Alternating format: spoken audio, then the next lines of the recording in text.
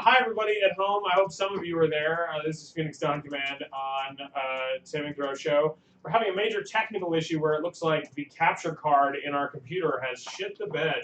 So we are running off off our former map camera.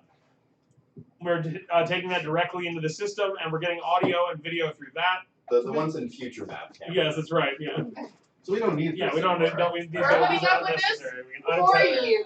Yeah, turn your labs off. Yeah. Save a battery. Yeah, labs off. So this is the zombie apocalypse version of FYI, I have so much more heard than everyone else.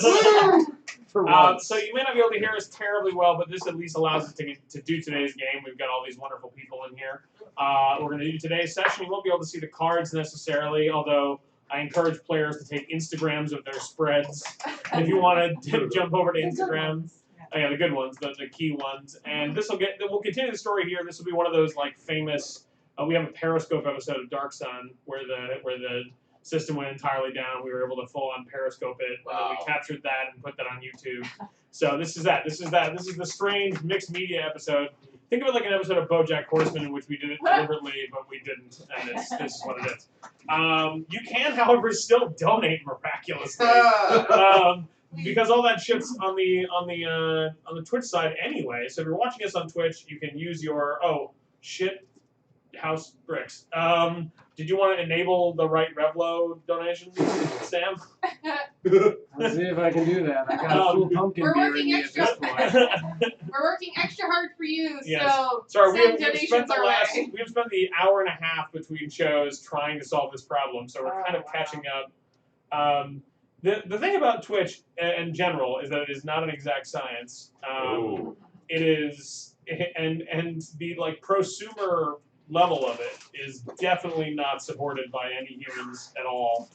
And you have like your Geek and Sundry. Geek and Sundry has like full-on Blackmagic cameras, and they have like a whole suite of stuff. And the guy who runs Geek and Sundry once, I talked to him about his job, and he was like, well, one day the full-on, literally the computer melted, and I had to like crack it open and like connect wires to it, like that terrible character in Kelsey Grammer's Down Periscope, where he was like holding it between two toes and his fingers and like electricity the whole time. But they are like serious, and then you have your regular Twitchers who are just like on their home shit with like whatever capture card you get when you order from Toshiba, I could spend that extra $60, but nah. Remember like gateway computers back in the day when you'd be like, you had like a drop down menu, like, do I want 2 more inches of monitor for $300 more? I think we're good on the Revlo. Yeah. Are all the Phoenix ones are up? Yeah, it's just the Phoenix one. Okay, good. And the $1 one.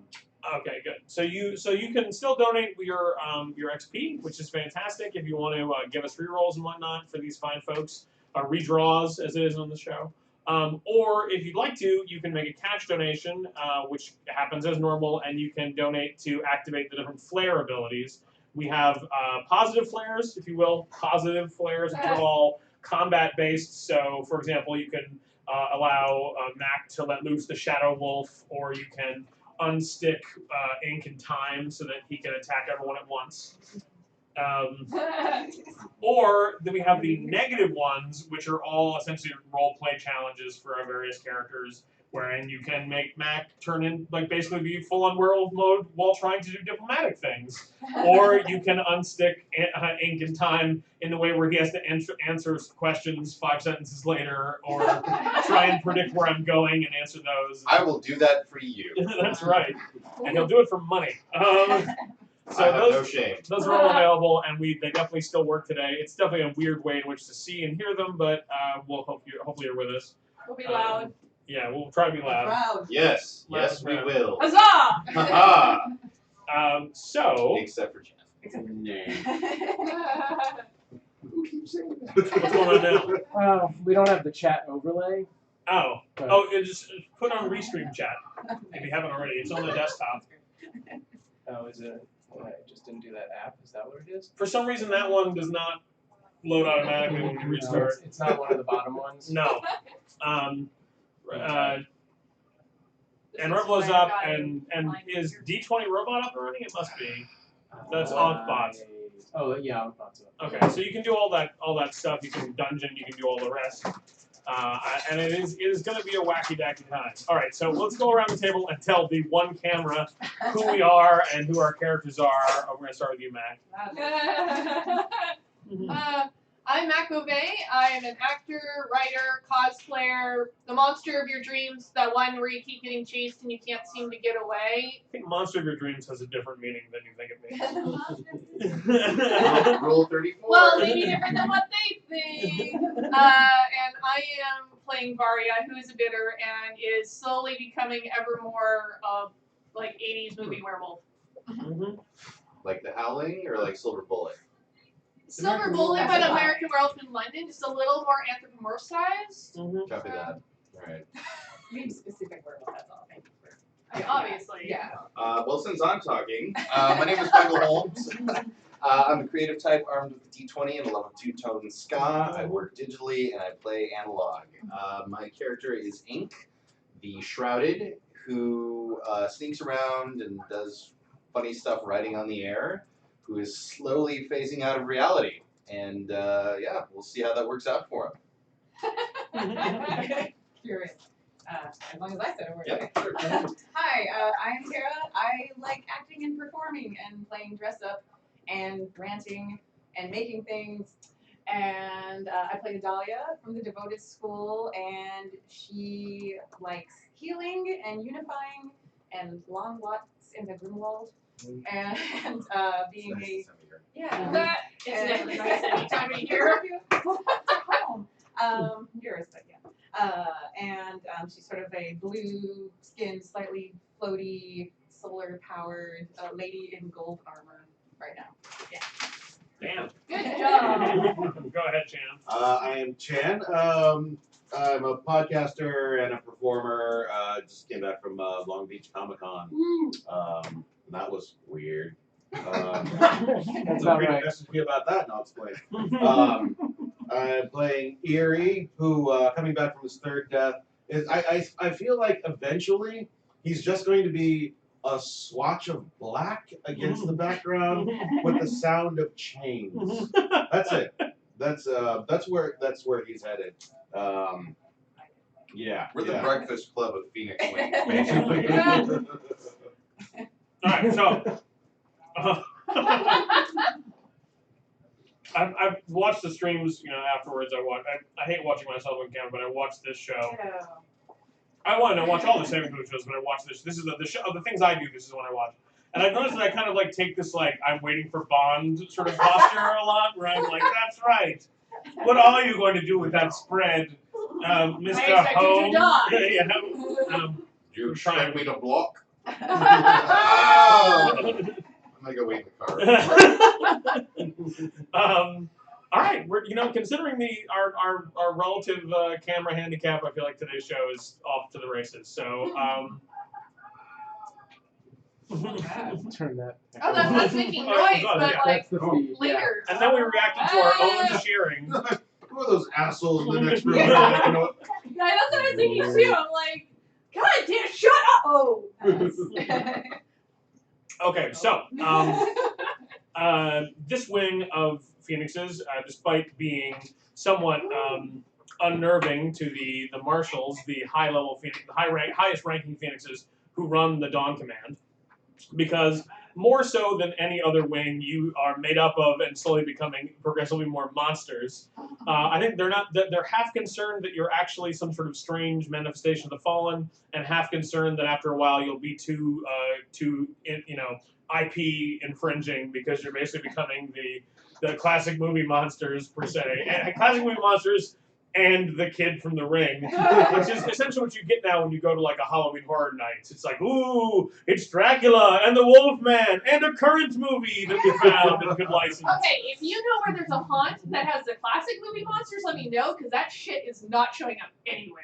I should know. They even got the latest American Horror Story, the clown guy. Wait, the fuck that! Universal. Give me some classic, although Universal's doing some cool stuff this year. And they have Exorcist. They also always have Comedy. here in LA, and some attempts to cater to the Hispanic community. They also have La Lorna or whatever, which is La Llorona? Yeah, And they also had El Cucuy. yeah. But not this year. No.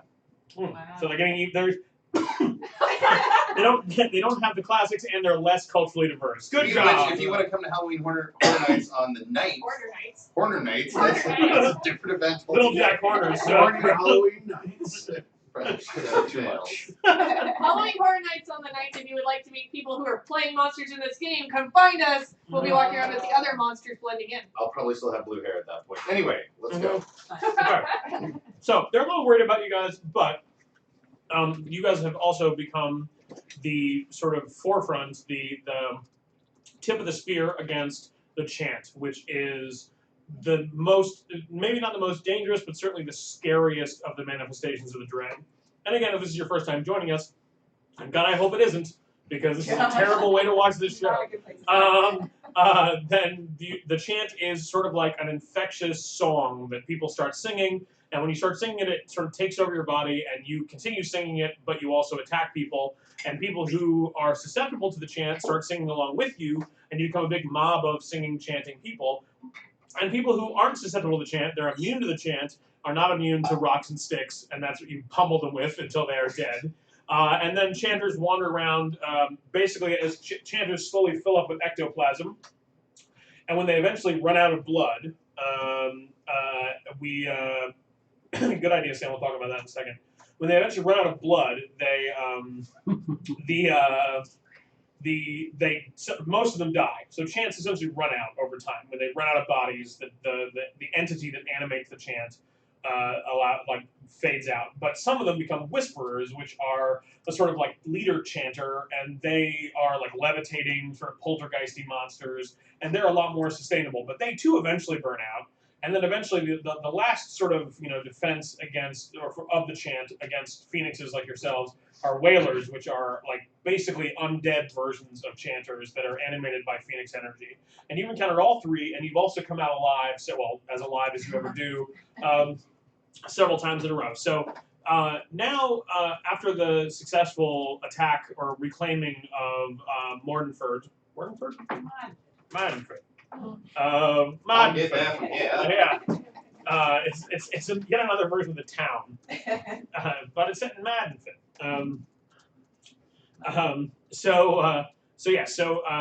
If you've successfully reclaimed Madenford, you were there, Ink and Beans were there attacking on another front and quite successful. But of course, 90% of the main thrust of the wing died in the attack. Only Varya was left to sort of paw her way out of the rubble of the city.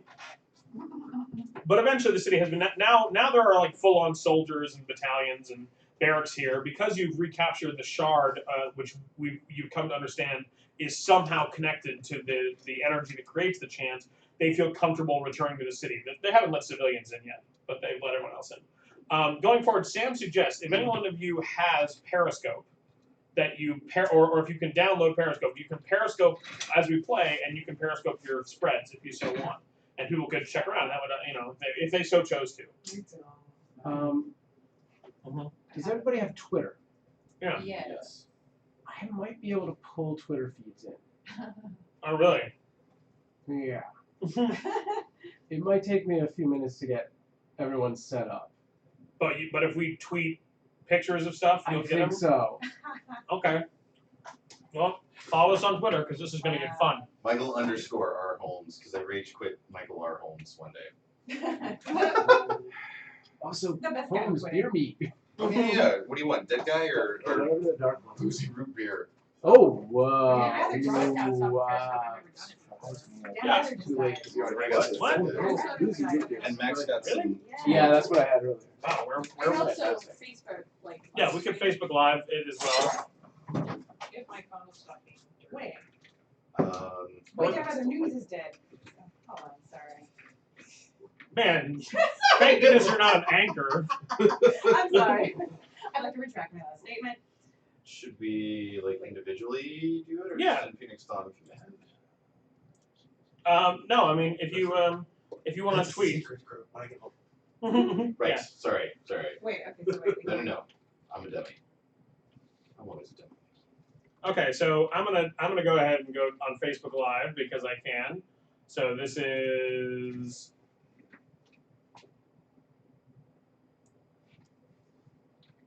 Wow, my phone knows Phoenix Dawn Command.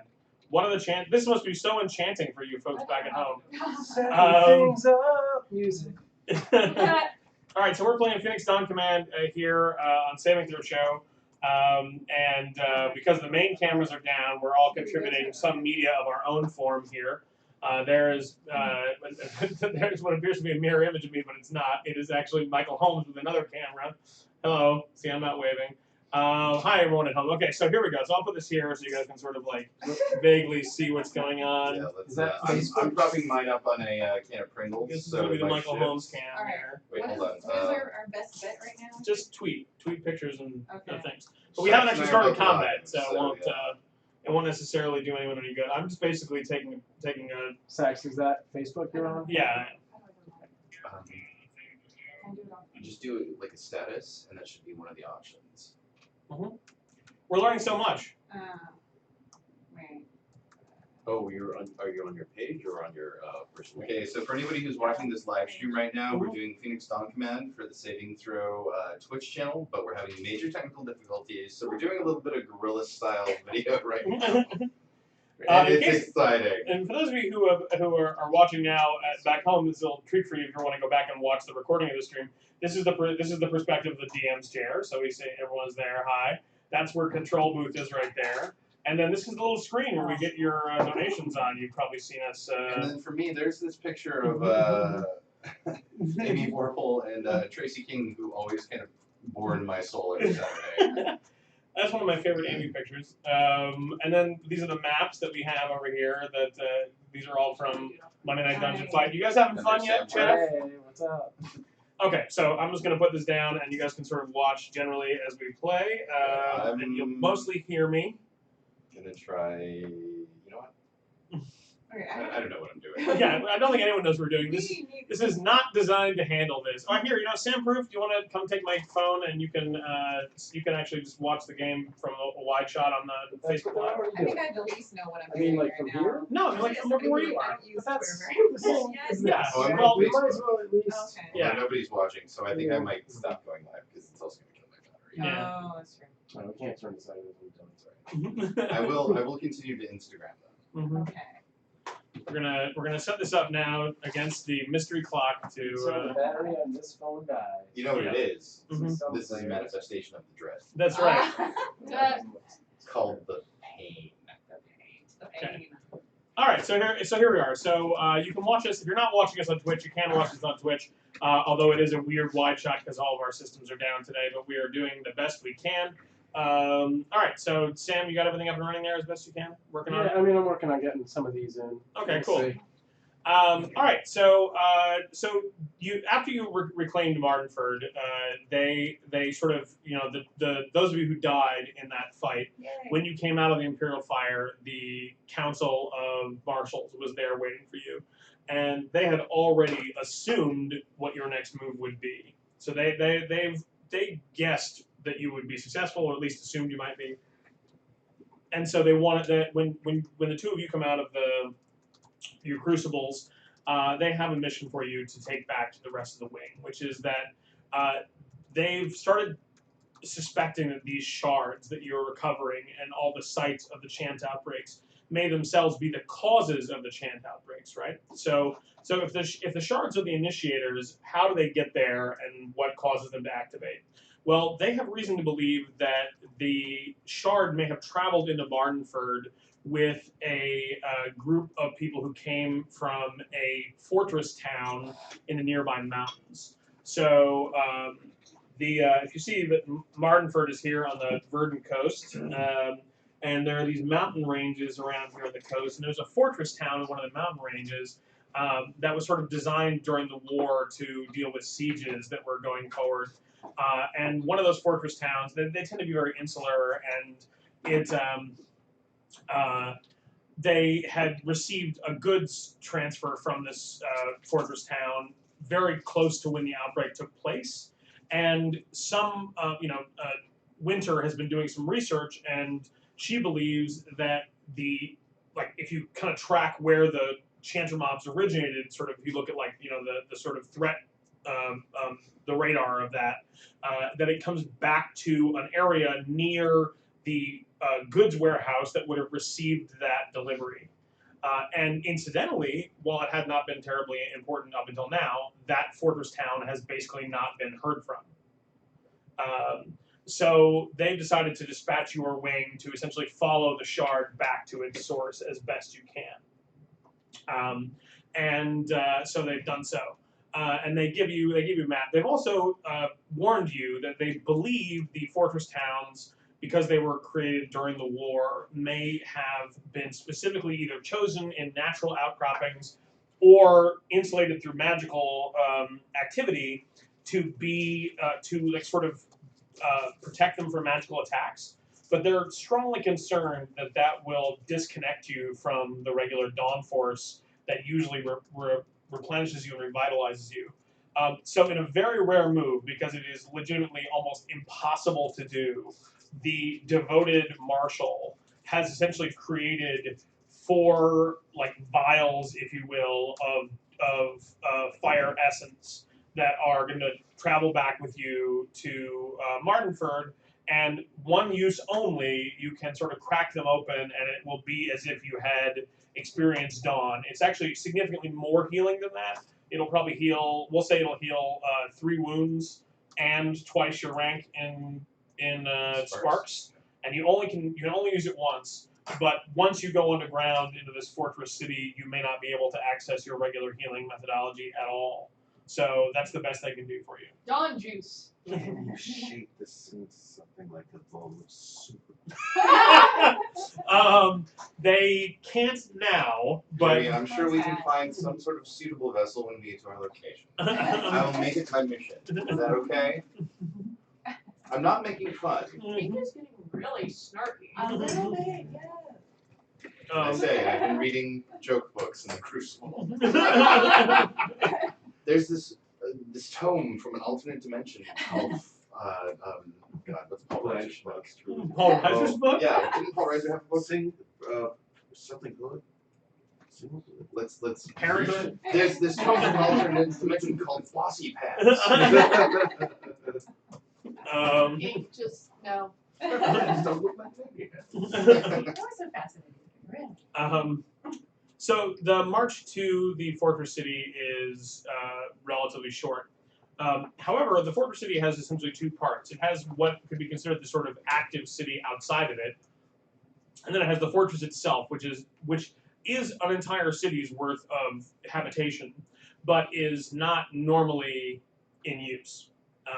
That it essentially it looks it's a little bit like Neon Genesis Evangelion. Like in the event of a disaster, like everyone like sort of runs into the Undercity and shuts all the doors, and then like the rest of it, you know, who cares? Monsters can just sort of kick it around all they want because no one lives there anymore. Can you pop me one of those No. root beers? No. You can. Okay, I know you can. All right. Don't have your sass. What's wrong with me? Sorry. I like it. Okay. Yeah, I'm enjoying it. Great. Yeah. Boozy root beers? Sure. I mean, they're not exactly mine to give. But No, Sass root beers later. yeah. They're not your father's root beer. Dawn to be juice. Fair. All right, so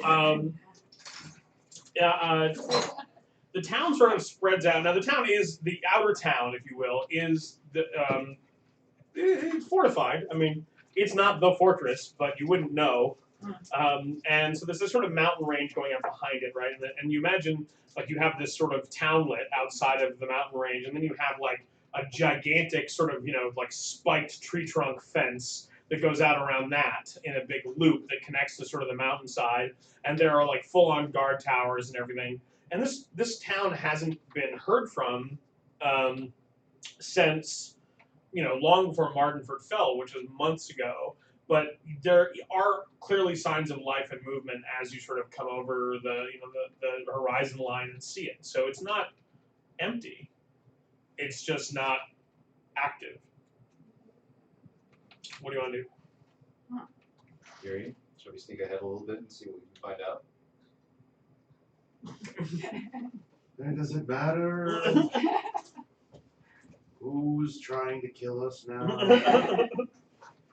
No, I suppose it doesn't. You've been through a lot. Right. Rank 3 is a little tough on you right now. Okay. No. Well, if anything, Ink's gonna throw up his cloak and kind of try to get a little closer to you. Okay. That's the technical term, by the way. Yeah. It's hard to spell, but it is what it means. It's onomatopoeic. You can get close. I mean, no one is actively in any of the guard towers or whatever, but the town is walled off and the doors are definitely shut. Like the exterior doors are shut, and you can even see like there's it's been sort of chained shut, and the chains are like rusted. They haven't been moved in a while. But there are definitely people, like regular old humans, sort of walking around inside, but they have the sort of look of, Mad Max style, like refugee peoples. Like they're not, they don't.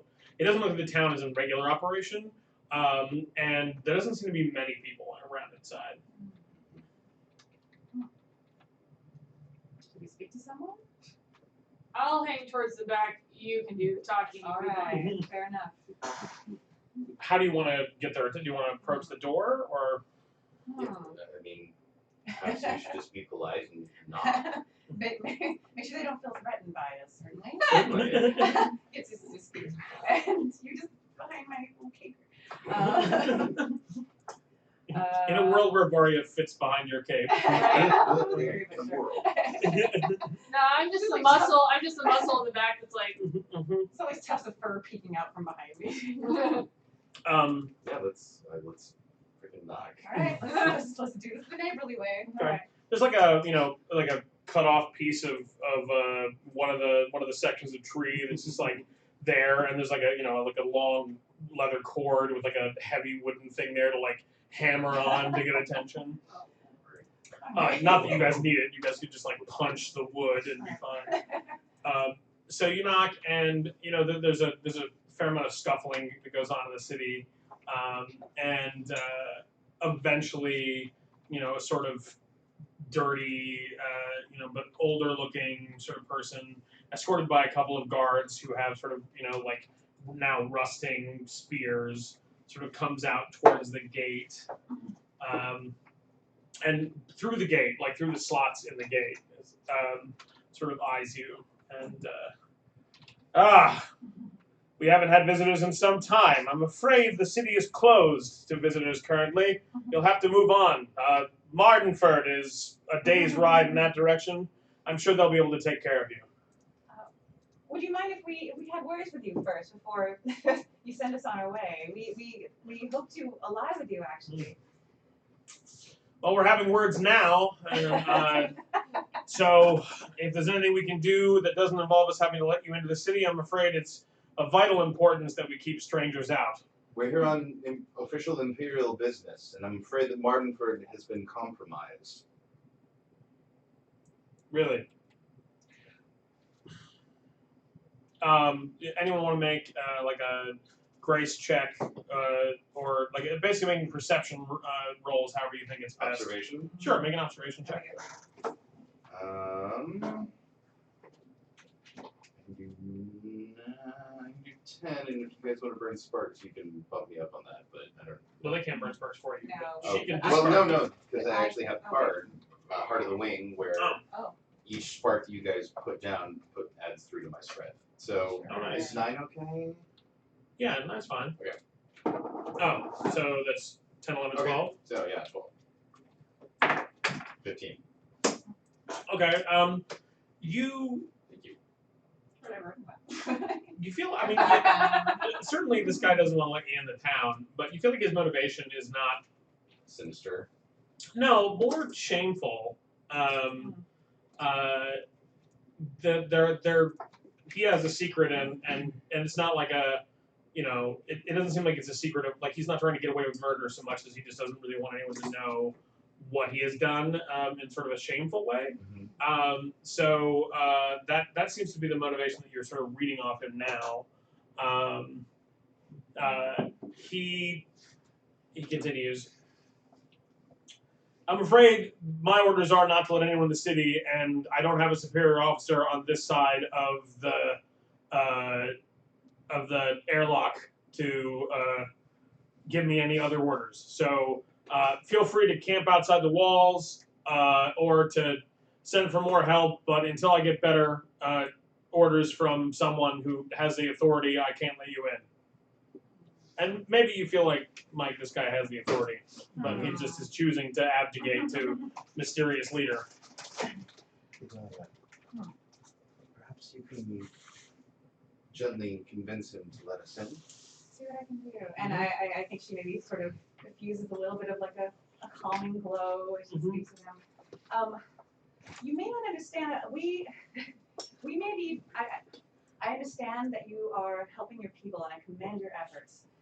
But what you don't know is that we may be absolutely pivotal in your efforts to protect your people, and even greater than that, to help stop the dread.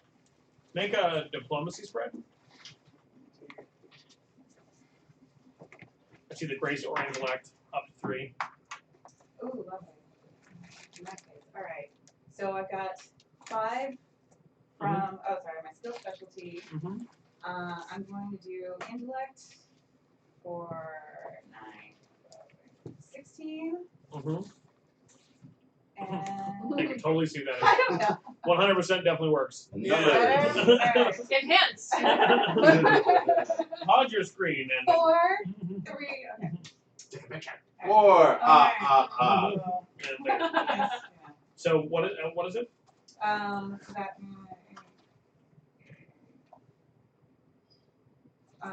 16. 16. Okay. He seems convinced that. I mean, you seem to have sort of gotten into his head, and that he feels like there is some sort of benefit to letting you in, but he seems hesitant to do so. The two sort of people that are with him are like whispering with him, and he's sort of. It's almost like you get the impression that it, that thing where like if you could just let go of the secret, you'd be fine, but he can't. So he's just sort of like, I'm sorry, there's nothing I can do. The situation may be more dire than you think. Not only. Oh wait, I forgot what I was Human. something completely convincing and. Well, We have done things that you cannot possibly imagine to protect your kind. We will continue to do so. Let us in. The chant is here. on hearing the term "the chant," he clearly sort of that brings him to on some level to some realization, and he sort of makes indication that the door should be unlocked. So someone comes over and like a key into this old lock, and it's rusty and it barely clicks open, and they pull the heavy chains through the logs, and then the door comes open. And it takes a second to realize, like, as they're sort of bringing you into town, but like the 6 or 7 people who have sort of come out to greet you here in this clearing in the outer town are actually the entirety of the current residents.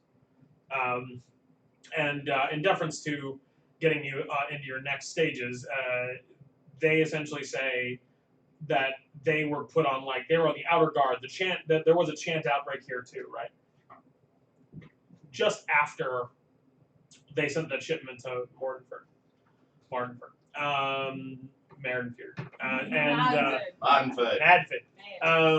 to Medford, as they pronounce it. And they did their best to fight the chance, and then the majority of the town went into the fortress, but they stayed outside to sort of, as was their job. They were like sort of the rear guard, like, and do what they can. But the chanters must have somehow gotten in as opposed to out, and weeks went by and there was no contact, and now they've basically given up the interior city for lost. And they essentially, and you notice they like indicate to you where it is, and you can see like the sort of side of the mountain and where the sort of big heavy doors are that would let you into the fortress or be closed. They're like, there's like a cage built over them, like, and there's like spikes on it, and and like big metal bars across the door. So like they've essentially just decided that like no one should go in there, but then they had nowhere else to go, and they've essentially just been here, like protecting their shame of the city's poor tactical decision. So they don't really know what to do, and that they're willing to hear any option. How many were there? About 300 in the city. While I don't hold any military rank, I don't think there is a person in the Empire who would fault you for leaving now that the doors are open. You've done your duty. You've served your Empire. Now go live your life. Where should they go? Where should we go? Sorry, where should they go? I'm staying. I mean, we did help secure Martinford. And as you dealt with the chant, you may be able to help them as they continue to build the city. Now they've cleared the chant. That's probably very true.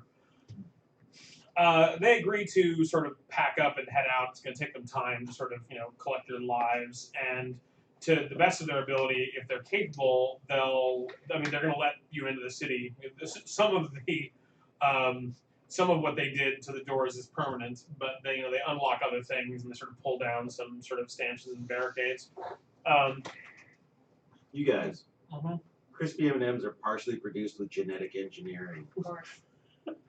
Delicious. Like them gremlins from Gremlins 2, the new batch. This used to be a normal M&M, and then they genetically modified it to put Yeah. Crispies in it. I mean, the creepiest part is watching them M&M's floating in the test tubes. Yeah. For some reason, I'm going The to back guys. changed from You move the headstones where you left the body. I don't know why. I do kind of like, I feel like there's a vegetable gremlin version of this, pulling off crispy M&Ms. Well, now I want one. They're delicious. That's all I'm saying. Genetic engineering is delicious. What have you done? Tastes like the future. Battery pack. Oh, nice. We're getting fancy. And if you're okay with it, I'm Yeah. gonna put this around the battery and the thing. Mm-hmm. Oh. Ah! Oh. Life hack Sam Brew. Oh my goodness. That's card cam. Okay. Hold it Hey, nice. Nice. Nice. All right, people who are watching this, I don't actually know how high up it is. Can you see it? Hang on, It's hang on, hang like on, hang on, your I gotta- head I and gotta then like transition. a couple feet above. Okay. Good. Alright. All right, you're gonna have to up a little more. Perfect. Okay. Okay. Sounds like sort of along the Yeah. top of that. Yeah. All right. So if you're watching this on Facebook Live and very confused, this is the card camera for our game that is better watched on Twitch. If you go to twitch.tv/ShavingThrow you can see the wide-angle lens of the show. Normally we have 5 cameras in the studio, but because We still have them. yeah, they're still I mean, here. they're there. It's just they don't. There's the work piece of right equipment now. not working. This is like when Lost had that period during the writer's strike where they were they had like stories like on the web, and then you could search this out and stuff like that. You just Back when check it out. they couldn't shoot the episodes, so the writers were available and you could tweet them and they could just tweet you scene by scene. And then the polar bear is there to tweet. And then right now Dom is considering throwing himself off the Vasquez rocks as he is watching the show. He's not watching. He left to go do rock climbing stuff or whatever. Okay. Camping. Is he going to fight the Warden? Yeah, he is. Dun, dun, dun, dun, dun, dun, dun. Not from that scene. Actually, that's about time. I don't care. Yeah. I really like music, Yeah. that music anyway, because it's more dramatic than anything going It on came at the more than core. once. Would that be good phone music, or would it freak you out? Would it Like as a ringtone? Yeah. Or like a No, whole it's also thing? gonna be a Yeah. fantastic ringtone. Well, as a whole, it would be terrible. It's just getting you very combative until there's tape and a tape roll in there and stuff. If you want to try and position the phone better or something. Yeah, that's what I was looking at. Uh-oh. What was that? Was this an HDMI cable? Oh, okay. It was held to my computer by the magnet. I was like, sure, I'll do that. All right. Now maybe the few folks watching at home will now see a black space. Now we're brought to you by Mars Candy. This does nothing. Oh. All right. No, you can put the stand I up. do nothing. You can stand up behind so it stands up a little Yeah, straighter. but why don't you lean it onto it? Yeah, like, I mean, that's. Go for it. well, no, here. Give me the Oh, okay. Yeah. This is Cliff. This way. Oh, nice. That's good. Now they can probably at least see me, which makes There's a lot of candy bag happening. Yeah, it stops just at the top. Here, why don't I help you with that? Yeah, please. Here's their emo M&Ms. Okay. No. All right. Anyway. So sorry. Does anyone here watch Mitchell and Webb? Yes. Yes. All right. Are we the baddies? There's this Mitchell and Webb clip. They do this whole thing where it's like the game show at the end of the world, like it's a post-apocalyptic game show. Yeah. The event. Yeah, the event. Nobody do not talk about the Yeah, event. yeah. I had number wing for a second. Oh no. Yeah, Yeah, that's and also they're good. That's Stay number one. indoors. But there's this one clip where he goes, he's like, all right, well, before we go on to this round of the game show, mind you, it's a terrible game show, it's covered in dirt, they have nothing. He goes like, let's watch this clip. That's great. All right, and this is a fantastic little sketch.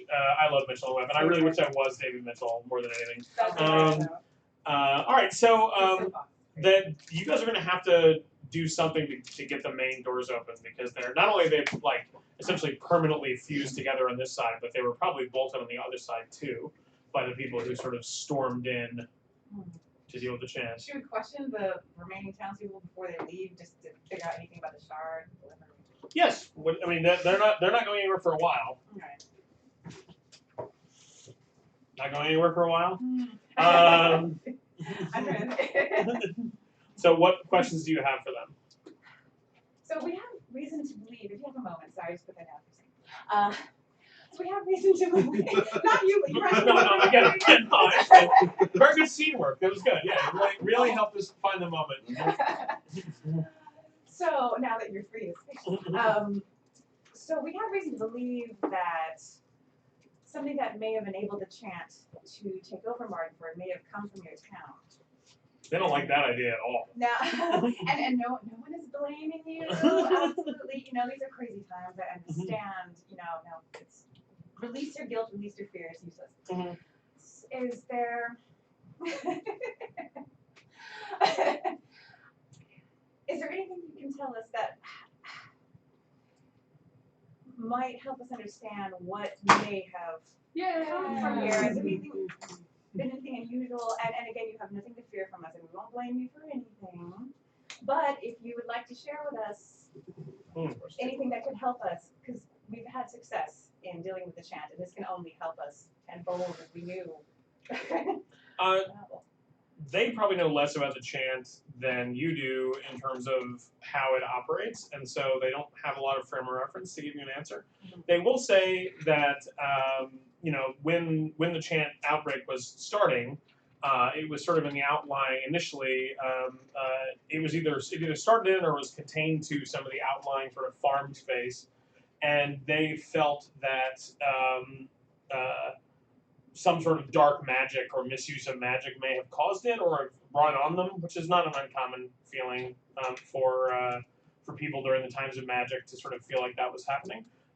And they felt that it might have had to do with they had a large Shadowarian population, and some of the Shadowvar magics are quite dark. And they had a couple of Shadowvar magic users who were like sort of higher level members of the town. Who were putting magical wards on things, and much of the internals of the mountain are like sort of a magical / mechanical sort of hybrid technology. So they definitely needed enchanters to sort of make a lot of it work. I mean, because obviously it's basically a sustainable community inside of a mountain, powered in part by natural wells that are heated by natural sort of heat sources and everything else, but also funded by magic. Or fueled by magic. So they don't really know, but they do feel like they felt like at the time one of the Shadowvar did something they shouldn't have, caused the chant to happen, and there's no mention unless you and even if you do understand the idea, they didn't see any like shards, nor they understand what they are. Two things. Mm-hmm. All I can hear in my head right now is Donald Trump talking about the Shadowvar and how they're murderers and rapists, and some of them he assumes are people. Donald Trump about him every night. Well, Idalia is talking to the public, and we're looking at the door, trying to figure out the best way to get it open and hopefully get it closed again. I would like to do an observation spread. So that's +5. I'm also using smartest person in the room, so that's 10. And then I can do 11 on top of that, so 21. Okay. Just trying to really look at the door and okay, we can move this here and this here, and just so basically we can shut it in a hurry if we have to. Well, when we have to. You feel like it might be possible for Varya or for Eerie to force the door, you'd be breaking a lot of the outer seals that they've placed on it after the fact. Mm-hmm. You could probably, and then whatever they've used, the door was designed to open out, right? So whatever they've used inside to bind it, you can probably brute force it and shatter that open. And then when you go inside, you might be able to replace those locks or replace those bars. Or if you so chose, you could have the remainder of the townsfolk here reseal the door once you're in, because you guys could kick the door back open yourselves. The Chanters don't seem to have any sort of... Well, that's not true. The Whisperers might be able to throw open a door if they're in there. Well, so. and if there's enough people in there to shove it back open, even if they are rather mindless, there's a lot of them potentially. So, I think we need to have them seal us back in. I agree, and just trying to find a way to solve this problem without resorting to brute strength. We could funnel. You know what? That's why you have us, because sometimes that's what the solution is. I should also point out that the marshals made clear to Idalia and Eerie that while you won't necessarily be connected to the restorative powers of Dawn, if you die in there, you will still return to the Crucible. We're not just trapped. Yeah, but you'll just remain dead forever. Yeah. Wow. Cool. Gee, that is a real relief. They are really sure that's the case. This has never happened before, but what we think is the case. I mean, the other thing being that in the rare event that somehow you do, get trapped, you're somehow trapped in there, or they don't hear from you for a while, they'll send a few wings to come get you. So you're fine. Idalia, if you can convince them to seal us back in, I think we have to go inside. I have to go now. All right. Eerie, Varya. What else are we gonna do? You have a good point. No way to funnel them into a trap once we open the doors. There could be upwards of 300 in there. We don't know how far down they are. We have no idea what we're going into, and I do not want to risk any more innocent lives if I don't have to. Especially after we've already saved Martinford, we don't want to compromise it again. These people have a chance. Noted. No, we're having a discussion. We're not having an argument. Maybe you're having a discussion. I got it. You're right again. Okay. And what is the deal with this airplane food? Again, I found the most fascinating scrolls. I don't even know what an airplane is. I'm supposed to be the snarky one here, guys. You're harsh to my gate, and it's not okay. I talked about too much of you with him last time still, so. Yeah, what's your excuse? Smashy, smashy, blocky, blocky, walkie, walkie. All right. I'm going to make sure the townspeople are ready to leave. They're all ready to go, and. All right. They've definitely accepted that you're Phoenix at this point, so they're not, they're less concerned. But it is still a little bit disconcerting for them to essentially help you break in, let you go in, literally seal the doors, and then pack up and leave. But at least they promise to. Once you're inside, you don't know. I can hear you. No, we're leaving. We appreciate your concern. We got this. Thank you. Save yourselves. So the main doors open and close, are closed behind you, and there is a sort of faint light in some of the areas here where it looks like a vein of white might actually be like lava passes behind the semi-opaque sort of rock space, and so there's lines of light that travel around in the various areas. And this is about maybe 75 feet of a straight 10-foot corridor going forward towards a staircase. And there, twice on each wall, across from each other, are what are clearly essentially murder holes. They're slotted entrances where somebody on the other side could fire arrows or something into you. But you don't hear anything or smell anything around here, so. Thank God. Not like any of the Chanters will learn how to use bows. There's also, you can see what appears to be rudimentary metal piping that runs like comes out through like a hole in the wall and goes back in through another hole in the wall. And you can if you can it's close enough you can reach up and touch it and you can feel like water rushing through it. We hope it's water. We can't stop peeing.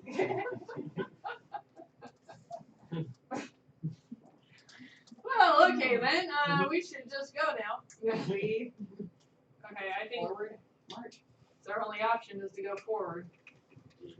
Okay, so this goes forward into a staircase which travels down. It travels down some distance, and you know, the staircase has like rock walls on both sides. The architecture is sort of a combination of like rough-hewn sort of architecture and obviously like built up, you know, not machined, but like, you know, like tooled areas. So it looks like they sort of, you know, cut some of these caves raw out of the rock, and if they were good enough, they left them, and other ones, you know, like their actual, they look like the insides of buildings essentially. Mm-hmm. At the bottom of this staircase are two what almost look like tiki torches, but they obviously are connected to sort of the lava spire or lava lines here. So they have like sort of a central section that's also that sort of opaque material that's glowing and it's sort of illuminating the front of this room. When you get down to the end of this room, you can see the room is maybe 300 feet long, 3 football fields long. And the center of it is a large artificial-looking pool. So imagine this almost like the top deck of a cruise ship. Like there's a big long pool in the middle of it. And at the very far end, you can see that like there's a fountain, like a statue that is pouring water into the pool. And a few of those sort of water pipes go to and from it. The pool itself is sort of relatively pristine. And then far back beyond where the fountain ends, you can see there's another distance of clearing, and that looks to be sort of rubble up ahead. Investigate this pool. Oh, sorry. There's also doors to your left and right. They're like big double doors. I'm love to see what's behind those doors. Do we hear any sounds? I mean, scuffling sounds from behind doorways, anything? You don't hear anything currently, no. I mean, you can hear like the water pouring out of the fountain. Yeah, the echolalia bouncing off the cave walls and everything. This might be our best place to face them when we do encounter them, which we know we will. Agreed. So take me in this room and Take a really vigorous bath. or Thank you. right after killing first. But maybe we should sort of consider how this room can be a tactical. So we've got doors on either side, and we have one potential way that's blocked with rubble. All right. In a worst case scenario, perhaps we could find a way to cordon them off in this room and somehow destroy the path. We just don't know what way they might be coming from without going and having a look. Unfortunately, I feel like that's in the offing for us. All right. Hey, Sam, can you check the donations list? You have that, right? I don't know how to do that on Streamlabs. Oh, I just go to the. I should have shared you. I believe I shared you I'm in Streamlabs. What's that? I'm in Streamlabs. No, I mean like there should be a Excel document. Oh, that. Just tell me if that is the positive or the negative, because I can never remember. Sorry, I was like, I want to know what's going on. Can I reveal a little bit of what's going on here? Okay, so. That was creepy and amazing. Don't do that again. Okay, so did you want to look at through either of the doors, or did you want to head further down this passage? Well, I feel like if we're going to go forward, we should know thoroughly what's behind us. We need to go through the doors in case there's anything on the other side that might ambush us. I agree, Varya. And it could be that there's a collapsed tunnel or something behind one of them anyway. But we need to know. So just check everything as we go, basically. Correct, because we can't afford any surprises. There's too much on the line. All right, so. Wait, I am starting to talk like this. This is dramatic. Super dramatic. So okay, so those if you're coming down the stairs from that perspective, By the way, in case anyone's wondering, I've drawn very intricate looking maps for myself, and I was like, oh cool, these look really neat. I'm like, wait, I can't tell them, I can't show these maps to them. It's not like they have like, and your GPS shows you this. No, 500 feet, turn left. You have reached the chant. It's our VPN. It's a Phoenix positioning system. Yeah. Quick little like thumbs up to know, yes, chanters are here. Let everybody know. It's a lot like Pokemon Go, only you die. So Do we want to have a look behind the doors then? so there's a door to the left and a door to the right from if you're looking at the fountain from the stairs. Wise men once said, always choose the left-handed path. Sounds like Let's check the left one first. All right, so shall we So all who's approach it game? together? Either that or I still worry someone's going to come rushing into this room, so someone should probably also keep a watch in this room. Okay, Trona, who gave me this donation, I am going. Is it Trona? Sounds about right to me. Okay. I'm holding on to this until it's best used. So we got it. And by the way, anyone who's still watching on Facebook Live, the really exciting version of the show that is just my face. Which, hey, it's my favorite version of the It's show. Sax's show. Hello, everybody. You're watching on the card cam. We actually have a, which we're doing. Pringles can. Yeah. There's a wide shot only available on twitch.tv/Saving Throw Show. We're having some technical difficulties today and doing our best. So check us out there. And also, while you're on Twitch, you can donate or use your XP in the Twitch window to actually affect how the game is played. And Sam Proof, who is our chat captain, will tell you all about it. All right, so hi, people on the face cam. This feels. I'm going to go and look at like a lot of weird comments on this going forward, where it's like, I enjoy the show, but is it all Sax's face? Yes, it is. All right, so you're on the left. Left? Yeah. Right. All right. Because the wise thing. All right, so this door opens out, and in it is a sort of more like, it's a large door, very large, and in it is sort of a rough-hewn sort of cave entrance. Directly to the left, inside the door, is another door, and then the cave goes out further ahead of you. It seems to go out in a big way to the right, and it seems to take a sort of turn around the left into a smaller passage. And this looks like it was like mined out, but not finished. So there's tool marks here and whatnot. This was made obviously by people, but it wasn't. And there's still no sounds. No sounds in here at all. Okay. I feel like we need Although you can hear wind blowing through hay. Hay in here. Hey. I feel like we need to look behind this door as well. Oh, maybe they're all gathered together in one area. I thought they might be scattered around since it was a town, but We still don't know though. If it is Yeah. truly an outbreak of the chant, we know they'll be together. And it was a while ago, so we don't know how many of them they've already dropped from the chant. So for the best, Right. but be prepared for the worst. I'm gonna go to the door on the left, and I'm just Okay. gonna creak it open a little bit. This goes into a much more machined passage. This particular area of it is about 30 feet long and is completely featureless, except that it has a couple of those pipes and stuff going around, like, you know. But shooting on it's top of it. a corridor. It's a closed room. It's a corridor because it goes up and it makes a sort of slight left-hand turn, and you can't see around that corner. I guess it's not that slight, but it's still a left-hand turn. You still can't see around. But it basically doubles back. It looks like it heads back. I'm not gonna. I mean, like, if this was D&D and it was really easy to make you like roll an intellect check, I would. But That no. would help me. Yeah. You got red. All right. So, well, here I got these. Not the things the chat can't see, but I got these fantastic gravity dice. just fall back on. Do you want to give those a roll just for fun? I'm gonna send one real Mhm. quick. Yeah. Maybe. Yeah, I'm gonna roll them. Yeah. Go ahead. I feel it. Yeah. Nice Yeah. roll. You go ahead and roll to a die. But anyway, I can feel it. thank you, Gravity Dice, for these amazing dice. I feel like you gave them to me, but they're just fucking fantastic. Actually, Yeah. oh, should I? Go Shall- for it. Well, Have let's the chat tell me whether I should pee now or later. Yeah, Well, let's be now or take later. shifts because we want to keep some people here on camera. I can Good jump point. in. All right. What's that? I can always jump in a seat. That's true.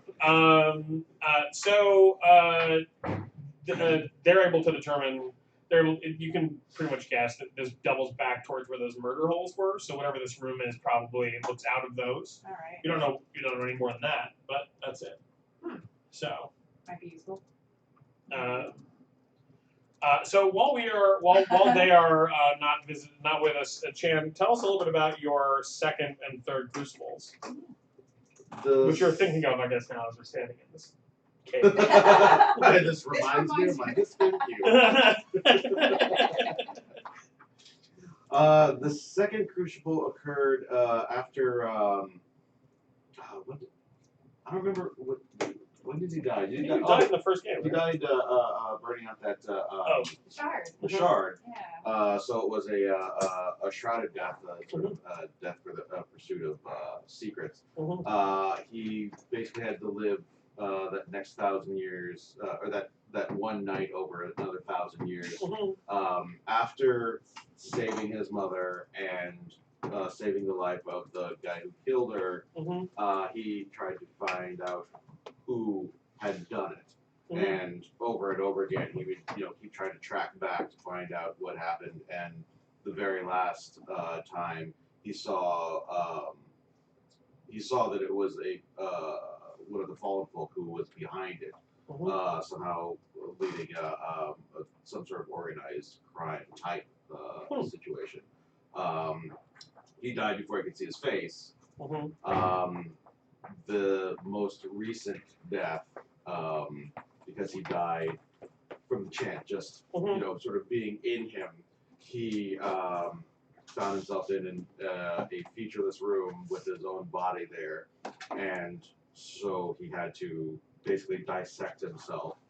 And like the first time he just saw like all of these ghost images of himself over himself, cutting himself open. So he spent another 1,000 years cutting himself open and finding out how the chant affects the body, like the progression of it, not like why or just the effects on a body, and in so doing found out how to utilize his own body better, because he has seen every individual muscle fiber, because he's had so long to. If you perk your ears, you can hear Keith Baker being like, "That's a good idea somewhere. That's a good use of a crucible," says Keith Baker. Yeah, congrats. All right, so while Eerie is like dead staring off into the distance, reliving his crucibles for no explicable reason, All he's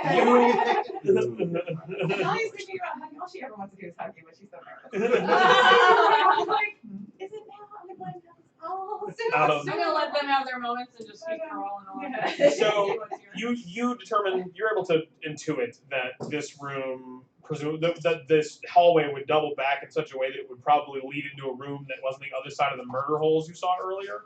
So you don't know what else would be in that room, but it's probably some sort of guard room or something. So you can continue along, or not. I've got this. I'm just gonna dart ahead. This room, it does seem to be some sort of guard room, but it also seems to be some sort of like planning room, or sort of, this is like maybe where like the people whose job it is to control entry and exit into the mountain would be situated. There's a desk in here with some chairs. There's a very tattered map of the facility, which if you want to, you can study it, and then if you want, you can try and make an intellect check, or someone can make a grace check in your case, to try and like sort of figure out where stuff might be, but it's very destroyed. There's also 2 desks in here, and a rack of weapons, and yeah. Ubiquitous rack. I wonder what that'll be used for. No, like, Just drag it through all the corridors behind if me. you ever find yourself in the Phoenix Dawn Command Company, get into a business of building weapon racks, because there is always money in a weapon rack. Especially like sort of long spears and crossbows are here, which are clearly used to sort of poke out of the murder holes. So other than the map, there's nothing terribly exciting in this room. So it's like a pack tuned into the wall or something like that. It can just roll up. Oh, you can roll. I mean, it will probably not survive being rolled up, but you could definitely. You can It's like gingerly carry it out like this. Yeah. As long as you never get into combat, you'll be fine. But you can definitely like sort of, like you can get the general gist of it by like looking it over. It's not that big of a facility, although it does go back like a mile or two into the mountain. Maybe you can make a copy of Oh, That is a very clever idea. all right. Ink makes a copy of it. it. Yeah. Yay! Yeah, I just, and also what I'm doing as we're going along, I'm leaving sort of like black light X's on the ground check so we out. can retrace our steps. And so that everyone knows the facility is straight edge. Yeah. Toad straight edge. As we drink. Yes. Ed for life. Will you grab another root beer while you're done? Yeah, speaking of, sorry, I thought about straight edge and I had to do everything I could to avoid it. I was straight edge for a long time. I Oh yeah? don't Train it up. hate it. And sobriety never really bothers me, but it's just like sometimes I just want to be boozed up. Yep. Yeah. sometimes. Not very certain. What's that like? So sobriety, you mean? Yeah. I heard of it in myth You and know what, as legends. long as you're at it, I'll take one. I ran out of mine. Sure. Fancy. And then Max also got pumpkin nails over there. Yeah, she can. Like, So I she can, thinks I they're can, gross. but I just don't care. I don't know. I love how you always show up with like this like small container that it takes. I don't know what's in here when you bring it. It's like, yes, I've run out of whatever this was that takes me 2 hours to drink. And I never say. Yeah. It's always different. So far, it's John pretty- juice? Yeah. It's John juice. Non-Jews. Ayahuasca. Well, So, I want to do that. Okay. So We'll much talk about that later. vomiting. Did you? No, I'm Oh, okay. just saying. Sorry. yeah, so it's true. remember There's what that everything I know. Yeah. That's a very interesting NPR story on ayahuasca because that's Ooh. because and like and it was it was the kind of bullshitty NPR story where like the guy who sent her on the assignment to go do an ayahuasca trip was also like part of the story. And he's like, all right, so when it was making you vomit, you're like, I hate Jeff for making me do this. And she's like, no, I was thinking mostly about how it was going to expand my mind. And here's what happened. And you're like, oh, fuck you. I'm pretty sure ayahuasca stopped working because NPR did that story. It turned off. No, The that would elves be like in if USA Today did ayahuasca. Alright. Anyway, So Right. we have this map now. We do. What does that second doorway look like? Does it look like it doubles back the way that the first one did? That's what we heard. the second doorway, like on the other side of the hall. The one that we chose not to go through the right Well, way. let's go and open it. Well, you also haven't explored a lot of this area, Oh. but that's up to you, really. But Well, we don't hear anything, and I don't know how deep we feel like we need to go before we know we're going to encounter this. So, I mean, I guess everything works. Thoroughness is like next to godliness, right? I verily. You know, Alright. I was like, just like dart ahead to see if there's, if it's worth going, or if it's just like, there's more tunnel. all right. So where do you want to? So do you want to head into the sort of larger rough-hewn area, or around the corner into the sort of thinner passage? Personally, I feel the larger rough-hewn area. If there was an outbreak, they would have gathered together at least initially. Because that's where most of them will still be, Yeah. alive or dead, or something else altogether. So this area is it's not terribly far. It's maybe like another 200 or 100 feet into the rock. It's very big and sort of like open, and it has a high ceiling. And the first thing you notice is that like on the ground, on like a sort of bed of thin hay that has been laid out on the ground, are like 3 or 4 horse skeletons. And as you get further, you realize that this was some sort of area where the livestock could be like marched into the mountain and sort of serviced here. So there's a bunch of dead livestock here, and like a rudimentary half-open barn, and crates of animal feed that are going bad. When you say horse skeleton, do you mean like dead horses or horses that have been butchered for meat and are just No, like dead skeletons? horses, like Oh, just like they decompose naturally. yeah, like horses that just fell dead here back when some time away. Weird question. Can animals become cannibals? You don't know. Ooh. Mini May! Yeah. Murder! Can a pig sing Careless Whisper? I was about to try it. Yeah, I was too. I was like, nah. No, it's better than that. But from here you can look back and along you can see down the thinner passage, and that leads to a door which is like a sort of sealed door that like shuts off that area. There's also a lot more like moisture on that passage, and there's sort of like moss growing on the sort of sides of that wall.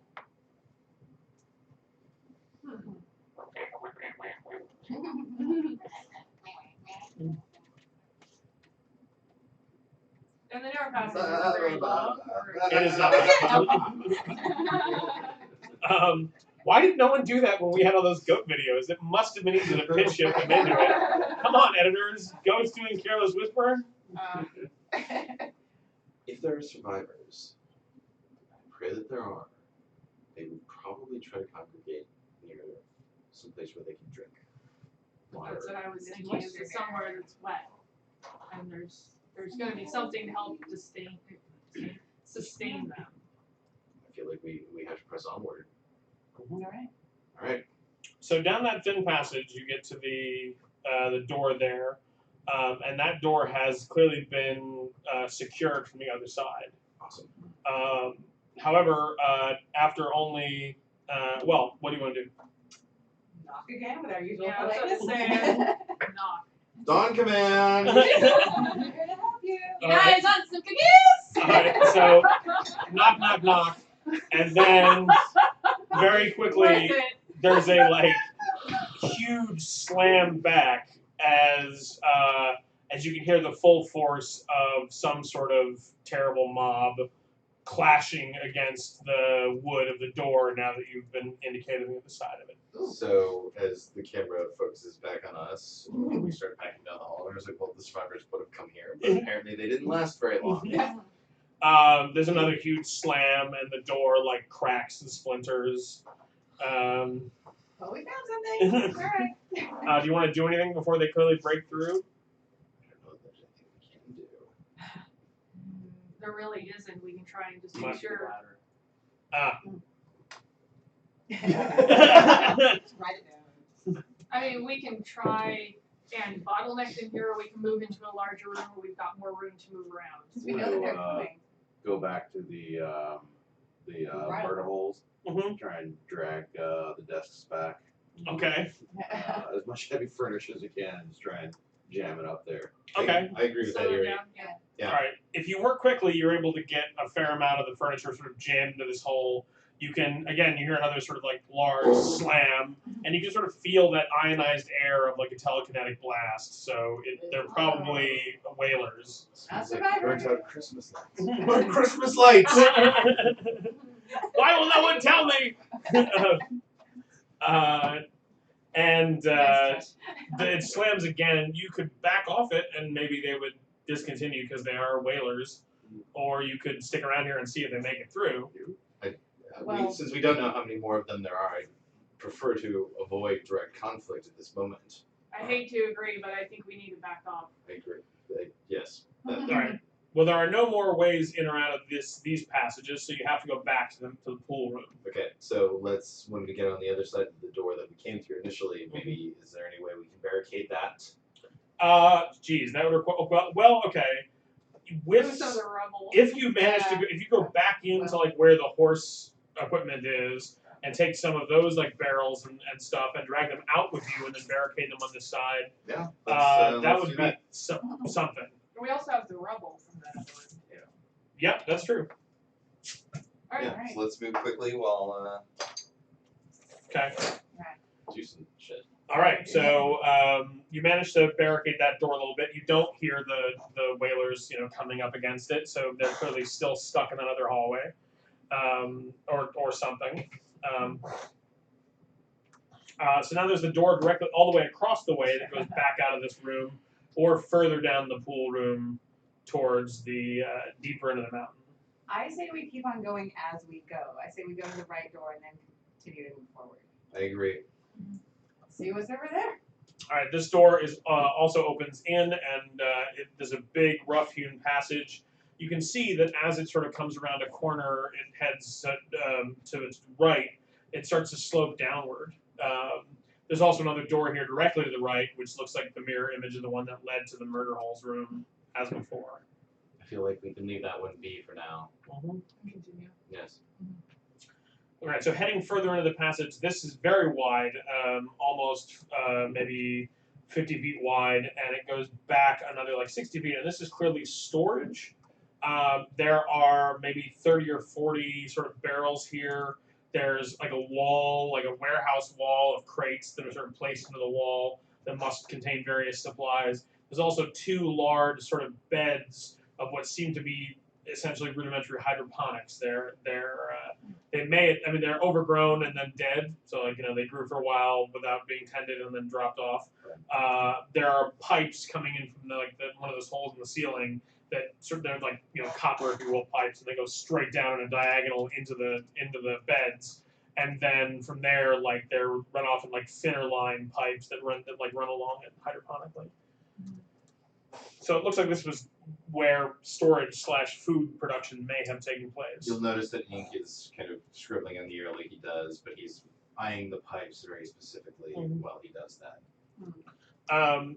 You can either make an intellect spread or use our exciting intellect dice to save yourself the trouble. It's cards today. All right. Well, just because an intellect spread is a lot of work for what is essentially a piece of information. Yeah, you got it. All right. So thank you, gravity dice. All right. So if you trace back all the directions that you've met these pipes, they all head back towards the room where you encountered the whalers. Okay.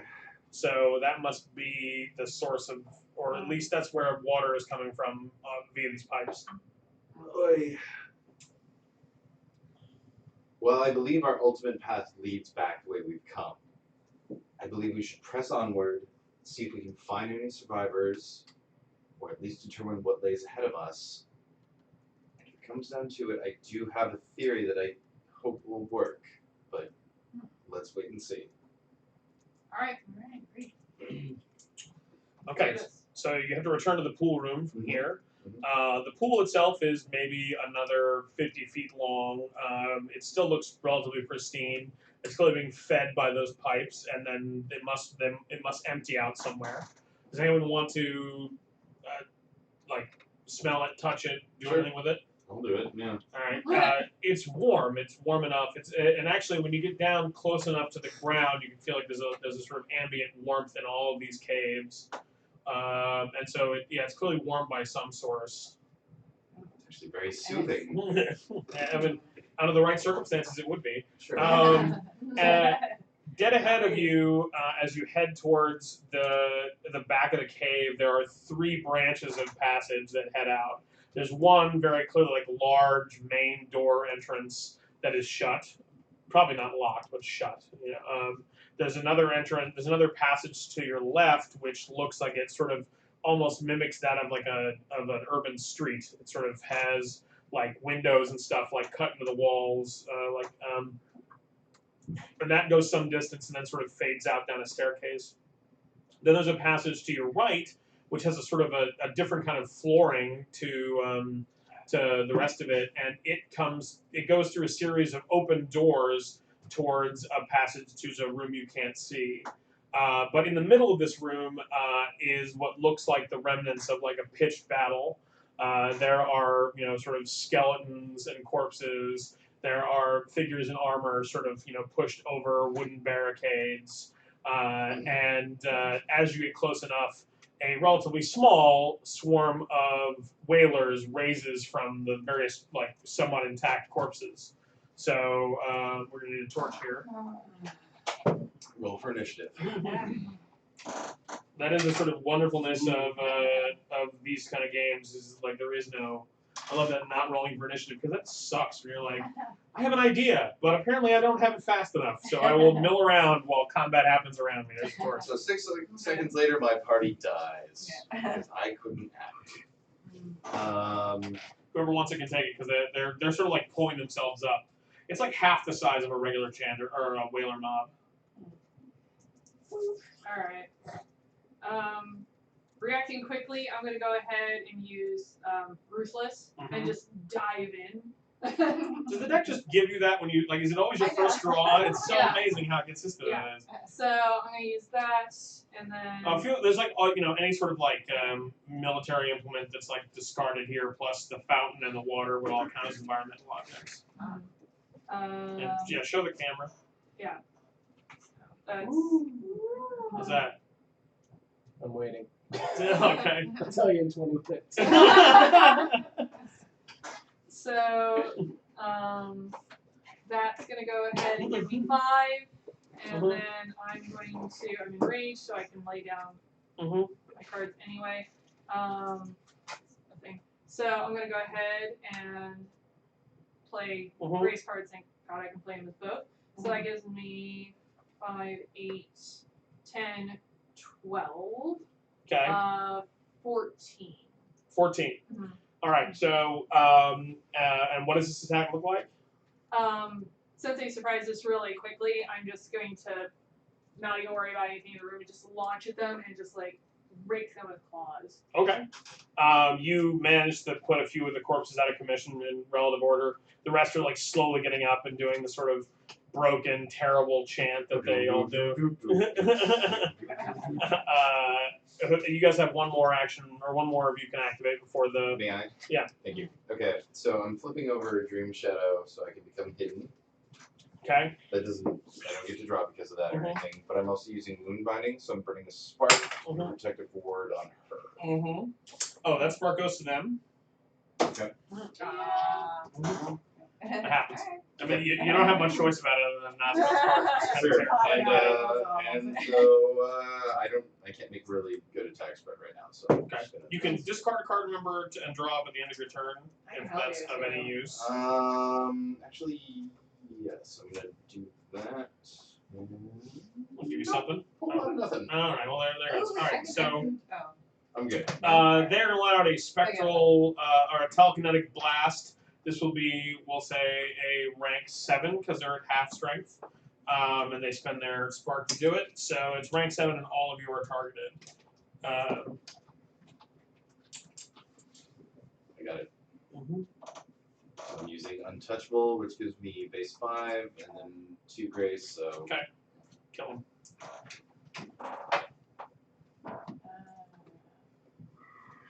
Remember to show the cell phone here. So that later on, even delayed by 2 levels of live streaming, the chat can see.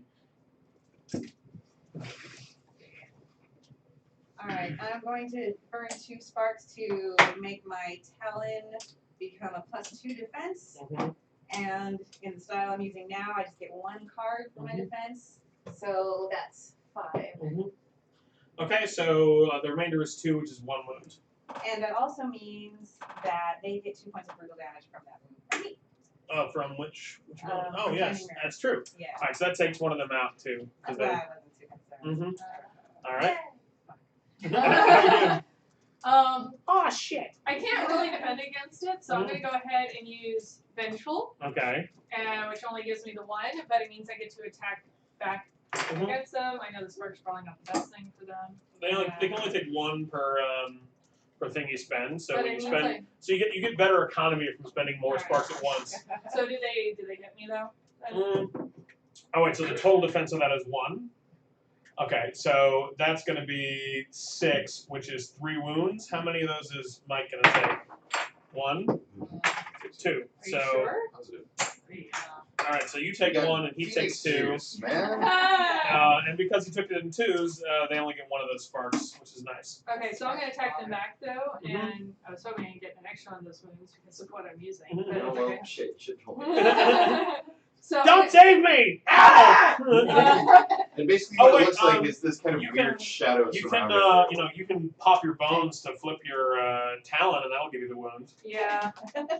So tell everyone what that looks like, because that's a fun ability. Oh yeah. So I basically decide to take a wound, and so I let myself kind of slip a little further, and it's like the bones kind of crack and reshape, and she gets a little bit more wolfing.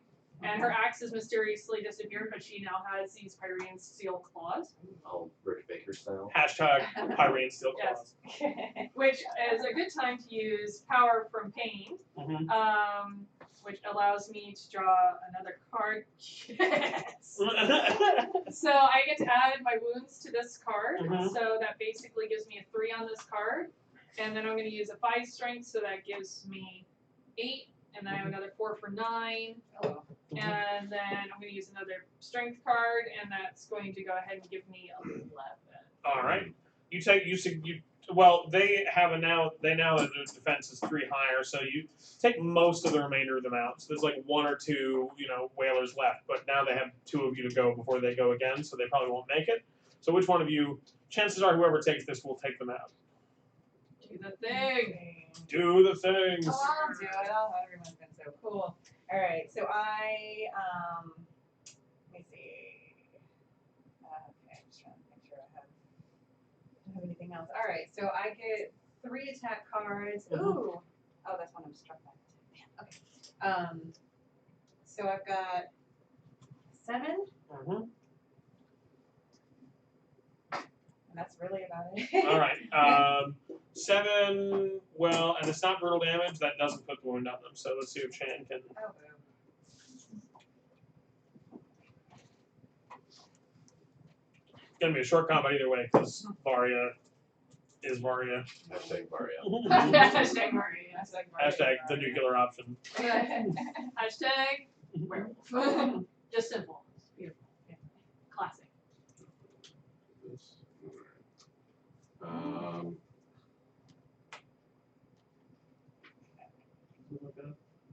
I got 9. Mhm. Come here. Yeah. Mhm. Plus 3 from Epitaph. Mhm. So that's 12.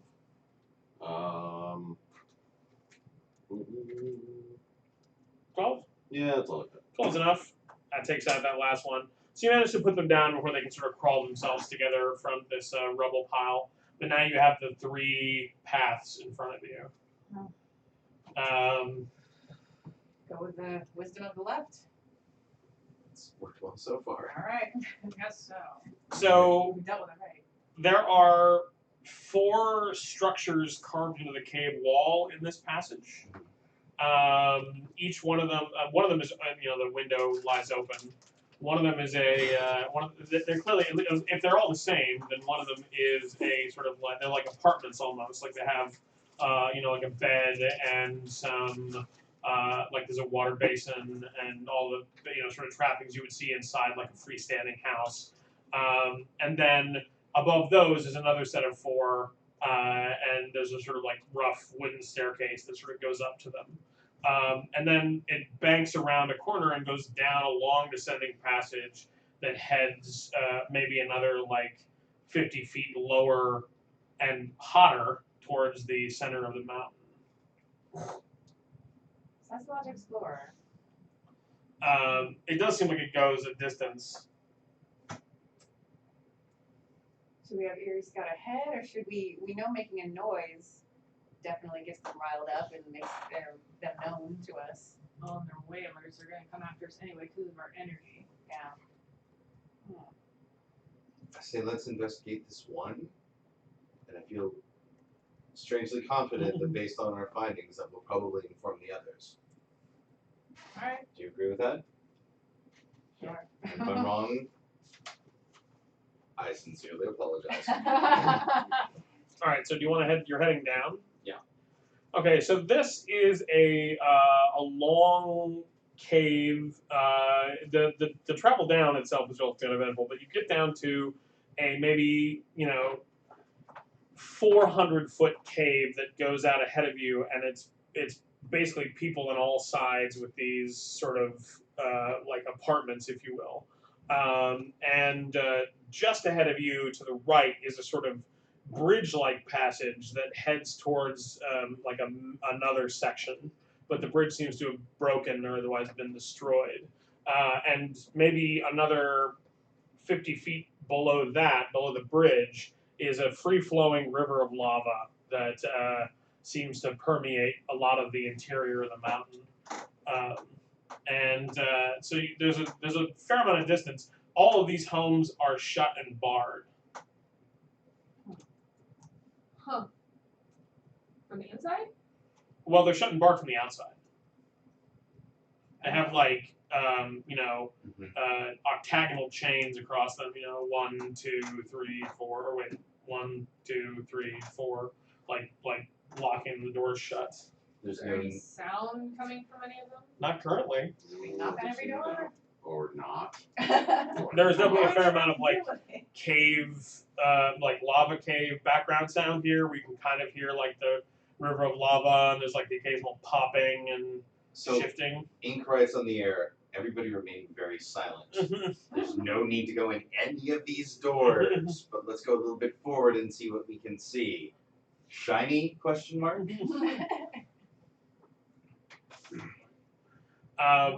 So ahead of you is the bridge, which there's about a 10-foot gap in the bridge that is falling into the lava below.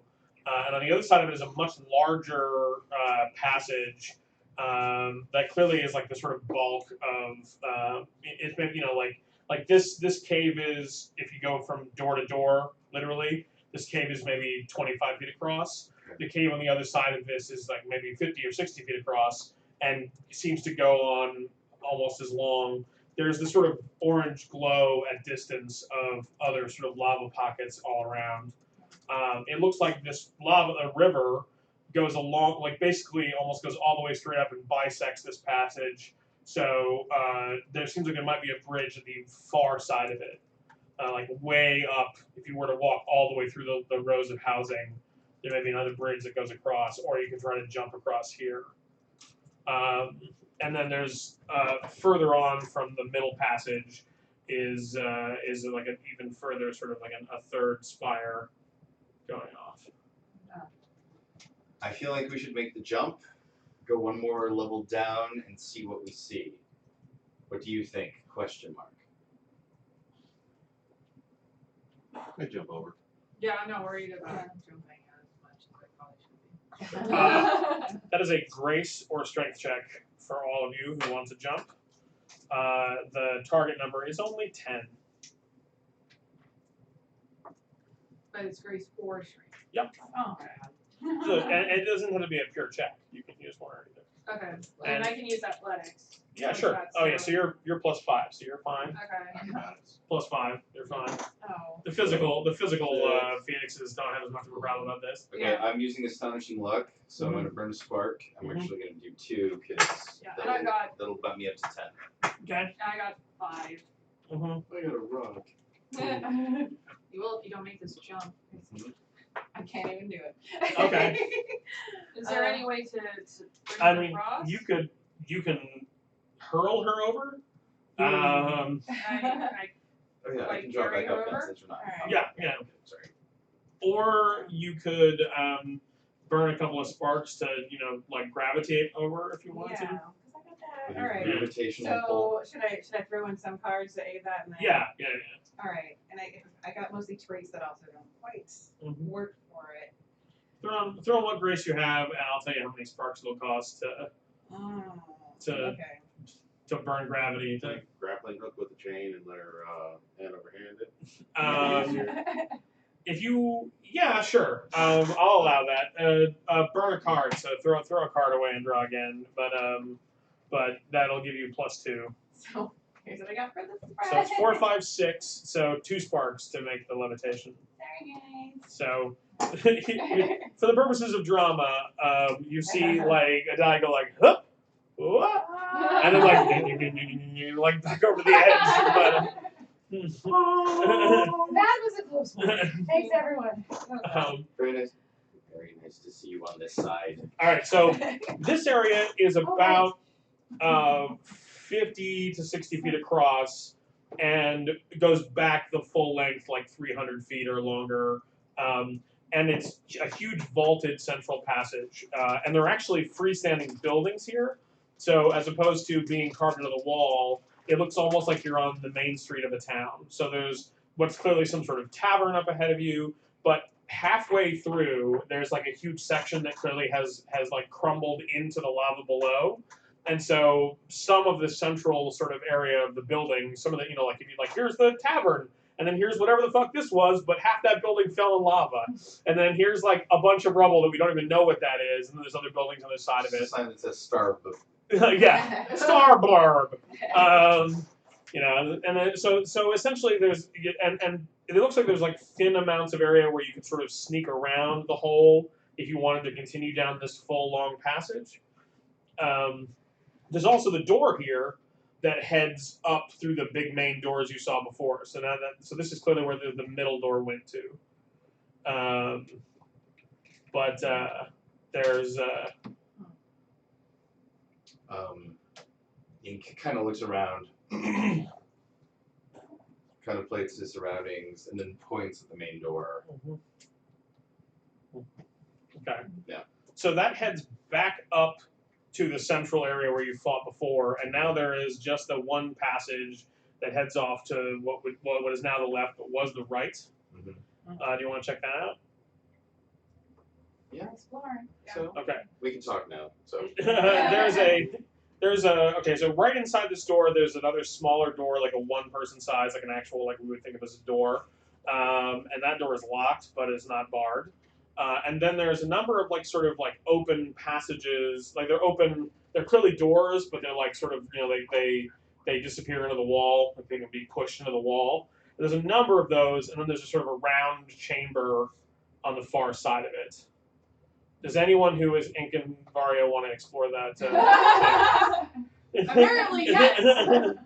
There's something painfully curious about this that Ink is drawn to. He moves forward. And I don't want Ink to get killed. I'm gonna follow. In a very incautious way. And before we do that, I'm gonna 10-1 again. Okay, go ahead. We're bringing a lot today to celebrate the fact that none of our equipment works. All All right. we go in pairs. So Yeah, I think that works pretty just well. for safety. Awesome. Alright, so why don't you fucking leave these guys here and just bail out? Because this is. We know how this is gonna end. So Mac, apropos of your, are you looking for snacks? Yes. Okay. Sam is having more fun He's a than snack actually ninja. doing anything to find snacks. Okay, so so Mac, like Yes. that, I kind of wanted to see like a full like hour-long MythBusters on vampires, werewolves. Because here's the thing, is like obviously the general myth of it's going to come around to like, well, maybe it was, you know, here's the basis of it. But I kind of want to go through all the stages of the werewolves you see in movies and just have, and I love werewolves and I don't want them to stop being in movies anytime soon and I want them to be more in movies. But I just want to see how many times the werewolf transformation itself would kill you. You know what I mean? Yeah, But I they're have like, to imagine. well, this is the part where his hips break and then reform, and then like I want to have the doctor be like dead, and like, and this is the part where like his face changes dead, and this is the part where his back's not dead. You know, like it's Well, did you ever watch the BBC Being Human? yeah. When they're talking about it at one point, they're like, they actually hear it, his heart stops. So Okay. his heart actually stops for a while, and then continues on. Like it's such a supernatural thing that it keeps them unnaturally alive through things that probably would have killed them. I dig that. That's good. That's good. That's good story world building, if you will. Which I think is important because it's something that's powering you beyond what you would normally be able to feasibly experience as a person without passing out or dying or being irreparably scarred and Yeah. just being in a lunatic asylum going, nope. There's something kind of charming. It's not much. It's but like you know, if you ever to rank the styles of transformation, it's probably very low. But like the sort of Hemlock Grove style transformation, where like essentially a wolf just bursts out of you, because at least when you do it that way, it explains how like the one form doesn't get like maimed by the other. Because you wonder how like a werewolf changes all the way back from wolf to human and isn't just like full of scars and Yeah. scratches and whatnot. Although honestly, when you look at historical documentation, they thought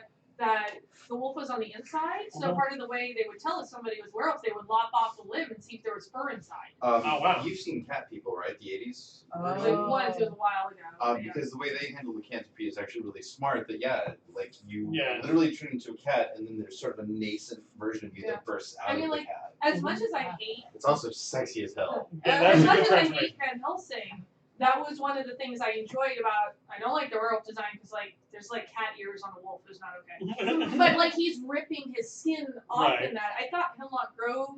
I got the direction they were going, but I felt like they were trying like, how gross can we make Yeah. this? But what I really like is the fact that there is a possibility. Aconitum, which is wolfsbane, is actually very poisonous. However, in just the right doses, could be a very strong hallucinogenic. So in some cases, there may have been cells made from wolfsbane that made people go crazy thinking, I'm a werewolf now! So there could have been cases of wolfsbane actually causing people to think they were having lycanthropy. Interesting. Werewolf lore!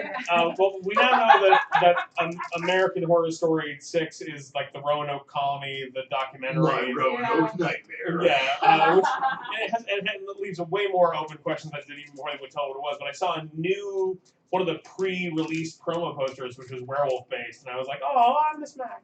But it's like somebody like punching through a window essentially, like to grab the American Werewolf, the American Horror Story logo. Yeah. And but from here down is wolf fur, and I'm like, that's kind of neat. I like the idea that maybe. And if you're a werewolf and you're transforming, as you're scratching yourself into glass on the way through, that's what changes to protect you. So you still have the sort of human hand at the end for a moment.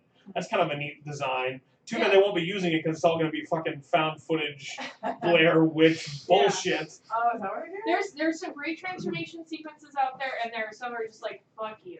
Mm-hmm. And I've seen pretty much all of them. Although, if you want to watch one of the most graphic and unsettling for comedic reasons, watch Wolf Cop.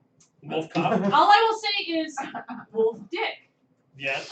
Wolfman's got arts. It was a thing that occurred to my eyeballs when I watched that movie. It occurred to your eyeballs. I was like, oh, well, nobody's addressed that before, I guess. Wow. I've always enjoyed the Howling transformation, which I know is not your favorite, but it's very high up there for me. It's okay. It's just, it was the prototype for what will be the better one, which is Right. American Werewolf in London, which is a That's the fully best lit one. room. Right. Howling It's still the best for American Werewolf? It did, and actually Rick Baker was attached, and then John Landis said, yo, I'm finally doing my werewolf movie. He's like, I gotta go. Yeah. I gotta go. I already said I would do this. So- his protege did Howling. There's two good transformations to Howling. There's this sort of half partial / maybe transformation where they're having sex by a fire. Which is animated. If you look at it, it's cell animation, Oh, which really? is the original idea for that. And there's claymation werewolves later in the movie because those were the two original things before they figured out the bladder technique. Okay, and then I really like werewolves. Did you guys No, figure that out? which is why I used the interlude of you not being here to get her to talk about it, because that's added value for you in the chat. Feel free to donate for more werewolf powers for Mac. But then Want to get to know more there's about the- Mac Beauvais? Leave a there's the Robert Picardo transformation at the very end, right, where he's like, I have something to show you. But that transformation takes 45 minutes. Oh, it's and you so think she can long. get over it? And she's like, ah!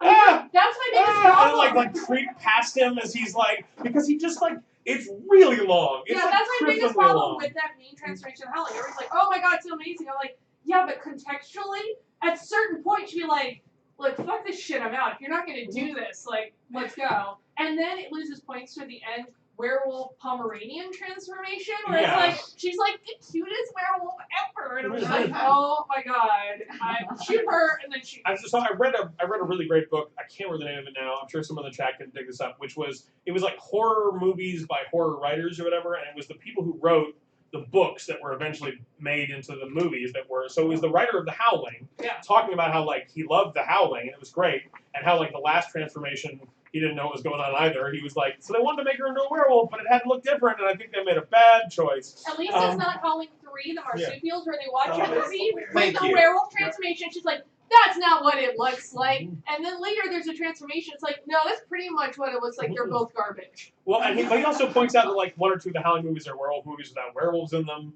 There's a bunch of and so but I think the fifth one, it's we didn't have a budget for a werewolf, so it's kind of like Clue. But, Yeah. but there might be a werewolf some point. Yeah, there's a lot of movies that you feel got the title late.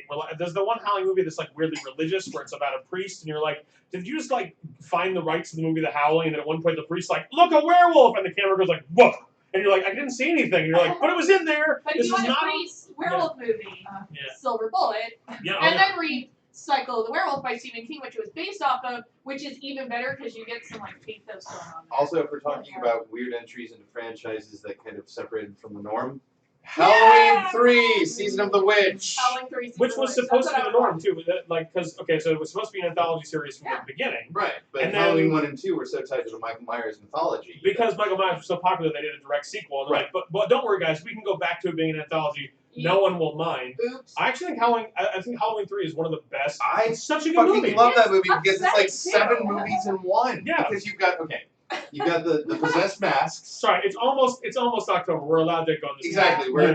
As I promised Doesn't my have to be followers October. on Facebook today, we're going off on tangents and talking about geek culture. Okay, so there's the masks. Right. Yep. There's the cop dude. Yeah. There's the piece of Stonehenge that disappeared.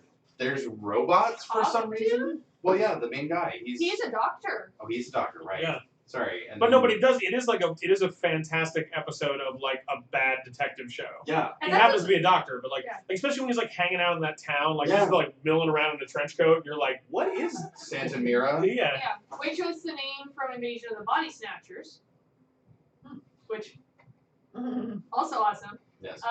No, that movie is amazing, and if I had watched it when I was a child, I probably would have been scarred for life because they go after children in that movie. That's fucked up. It, Well, they full on kill a couple of kids too, And graphically. yeah. Not like that kid's dead now. It's like he's got watch snakes his coming out of his fall face. apart Yeah. as he claws at the pumpkin mask. Yeah. No, when I was And kind of without much resolution to that too. They're like, well, that kid's dead. Huh. Meanwhile, in the movie, and you're like, oh god. Like, when I was growing up, we had HBO, and they had a monthly series called Coming Attractions, where they would surprisingly show you coming attractions. But I so What? vividly remember the Halloween 3 trailer because they had the doot-dot, doot-dot, doot-dot, doot-dot, doot-dot. Yeah, and it haunted me for years until I saw it as an adult. It's And one of my those- mind was blown. for those wondering, like, I don't know, I don't think for me this comes close to Mac's werewolf fanaticism. But one of the things that I love brands in movies, like in genre movies. I love brands. Yeah. So like Silver Shamrock, love Yeah. Silver Shamrock. Death Unfortunately- Records. Yep, Death Records, love Death Records. Also, if you have not seen Phantom of the Paradise, Do but it. unfortunately, I think Silver Shamrock got like co-opted by someone at some point, and now like Silver. If you go like the Silver Shamrock Facebook page is some bullshit, and like it's not really about the movie, but it's not about the movie. Unacceptable. Yeah, Death Records though, like just thankfully there are still like crafty people putting them on like pins and buttons and shirts. Yeah. Yeah.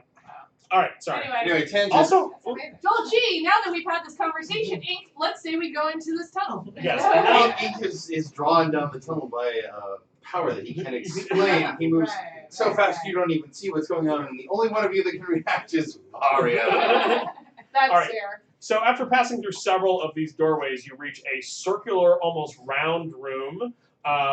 It looks a little bit like the room in the final fight takes place of in the Shadow, but it has no features. What? I love that movie so much. It's such a He good knows. I mean, Yeah, he just knows. Yeah, he knows. This is sorry. Tangent one more time. In the Shadow movie with Alex It's not the Baldwin, last time. there is a well, one more time in rapid succession. There's this thing where he's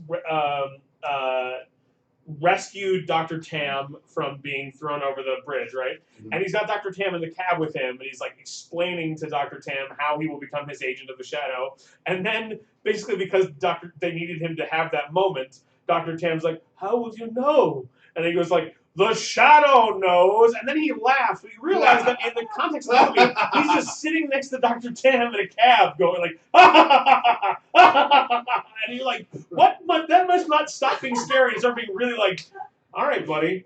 Clearly, See, you if have that not had movie- an Uber ride with me. Yeah, no, if that movie was made now, he would get out. He would rate his Lyft driver 3 stars. What could be improved? That was the weirdest Lyft line I've ever been on.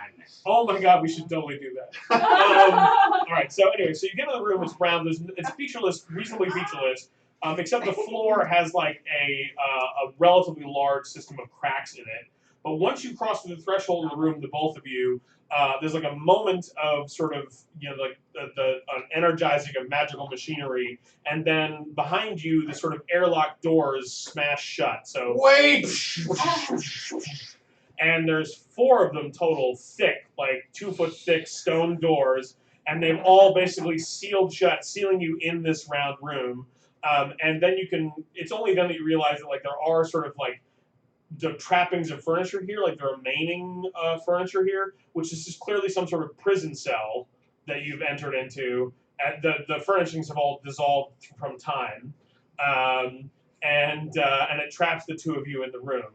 And I should warn you, Ink, that perhaps the strain of it seems to be affecting what little tenuous grasp you have on the space-time continuum, and you can feel yourself about to be unstuck in time, but you have time for a little bit of like, you can hold yourself into reality for a bit. Meanwhile, the 2 of you are outside. So you will use our friendly gravity dice. Evens or odds, which scene are we going to visit first? Easy odds. Oh, you want odds? Okay, so it's 2 of you. So meanwhile, in the prison cell. I wrestled to grasp the vial of Phoenix juice from, let's say it was around my neck, because that's a cool image, right? And I hand it out to you. He looks focused. Why? What do you want me to do? Because I'm not going to be here very much longer, I can tell. What the hell is wrong with Varya, you? take it. Look, there'll never be a better time to talk about this than right now. I keep them both for myself. Can you hit clip on Go ahead. I know that in the time that we have been together, it has made you very uncomfortable for the time that we spent together when we were dead. And I understand that. Well, no, I was alive and you were in my head. There's a difference. It's not as though I asked for this. You have to understand, given what we do, we encounter many strange things, and I don't understand why you don't see it as strongly as the rest of us do. Understand what? You were different. You were changed. You were not the person that you were. You have a greater destiny. I don't know about destiny, but I woke up after I died and was supposed to go somewhere else, and I'm a fucking monster? Are you kidding me? That's not destiny, that's punishment. There's a part of me that worries that you are a manifestation of the dread. I cannot deny that. But I know, in my heart of hearts, that there is something more for all of us. I don't know what it is yet, but you cannot ignore it. Do not succumb to the monster within. I may not have a choice in case you hadn't realized that. You are always so annoying with this. Are you looking at your books again? They're not going to help you. You have to understand, in my crucible, I have the totality of the knowledge in all of existence at my disposal. And when I was last there was a tone that I came across that spoke to me. And it speaks to you. Please just hear my words. Now this is the law of the jungle. As old, as true as the sky. And the wolf that shall keep it may prosper, but the wolf that shall break it must die. As the creeper that girdles the tree trunk, the law runneth forward and back. And I have to imagine that ink is kind of fading out at this point. For the strength of the pack is the wolf, wolf, wolf, wolf. And the strength of the wolf is the pack. All right, so we're gonna move on from this. We're gonna come back to you guys. When we come back, they've paid for your unstuck from time, so you have to start jumping around the conversation where you're ahead and behind her. So that should be this is fun. gonna be fun because I know where I'm picking up from. So meanwhile, the two of you are outside these doors, and you can see that you especially, because of how knowledgeable you are of how like spirits and magic works, can see that whatever triggered these doors runs into this room that was to the right side of you. Now we're playing beer pass around. Fun. Beer music. Boy, that was wasting on not having our good cameras. Damn it! Alright, this is great though. That's all right. Oh God, what do you think is going on there? That's 100% Terra value right there. I'm laughing in the Uber cab. Well, I don't know that we should leave them alone too long. We've got things to work out. No, that's a great point, actually. I love you. I think we can both use it. Do you allow her to hug you? No. It's fine. I don't want to do it before you're ready. An upper. The time's coming though. The time's coming. So there's a number of ways you can sort of deal with these doors if your intent is to try and get them out. You can try and destroy these doors, which would be fine. Who knows if the mountain itself could handle that kind of. It's a load-bearing door? Yeah, Okay. these are load-bearing doors. There was a load-bearing throne in the previous game, so I could stand on these and not feel like a problem. But no, but you don't know what that kind of destruction will do to the mountain and how tenuous things are. You could try and figure out where the magical locks are triggered from via the other small doorway to your right.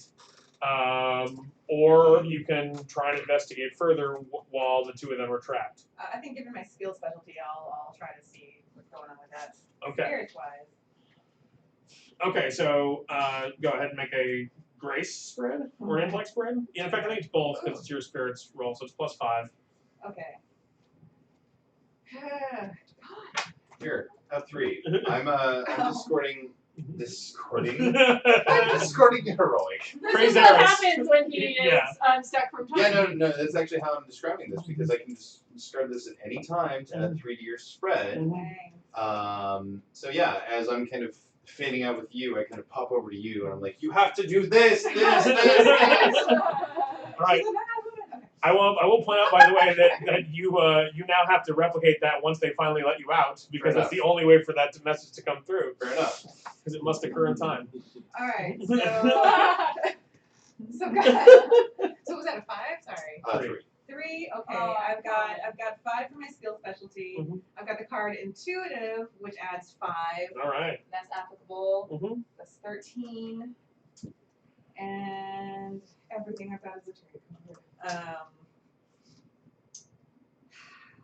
If I'm to use mysterious truthfully, this is not Mm-hmm. appropriate according to what I know.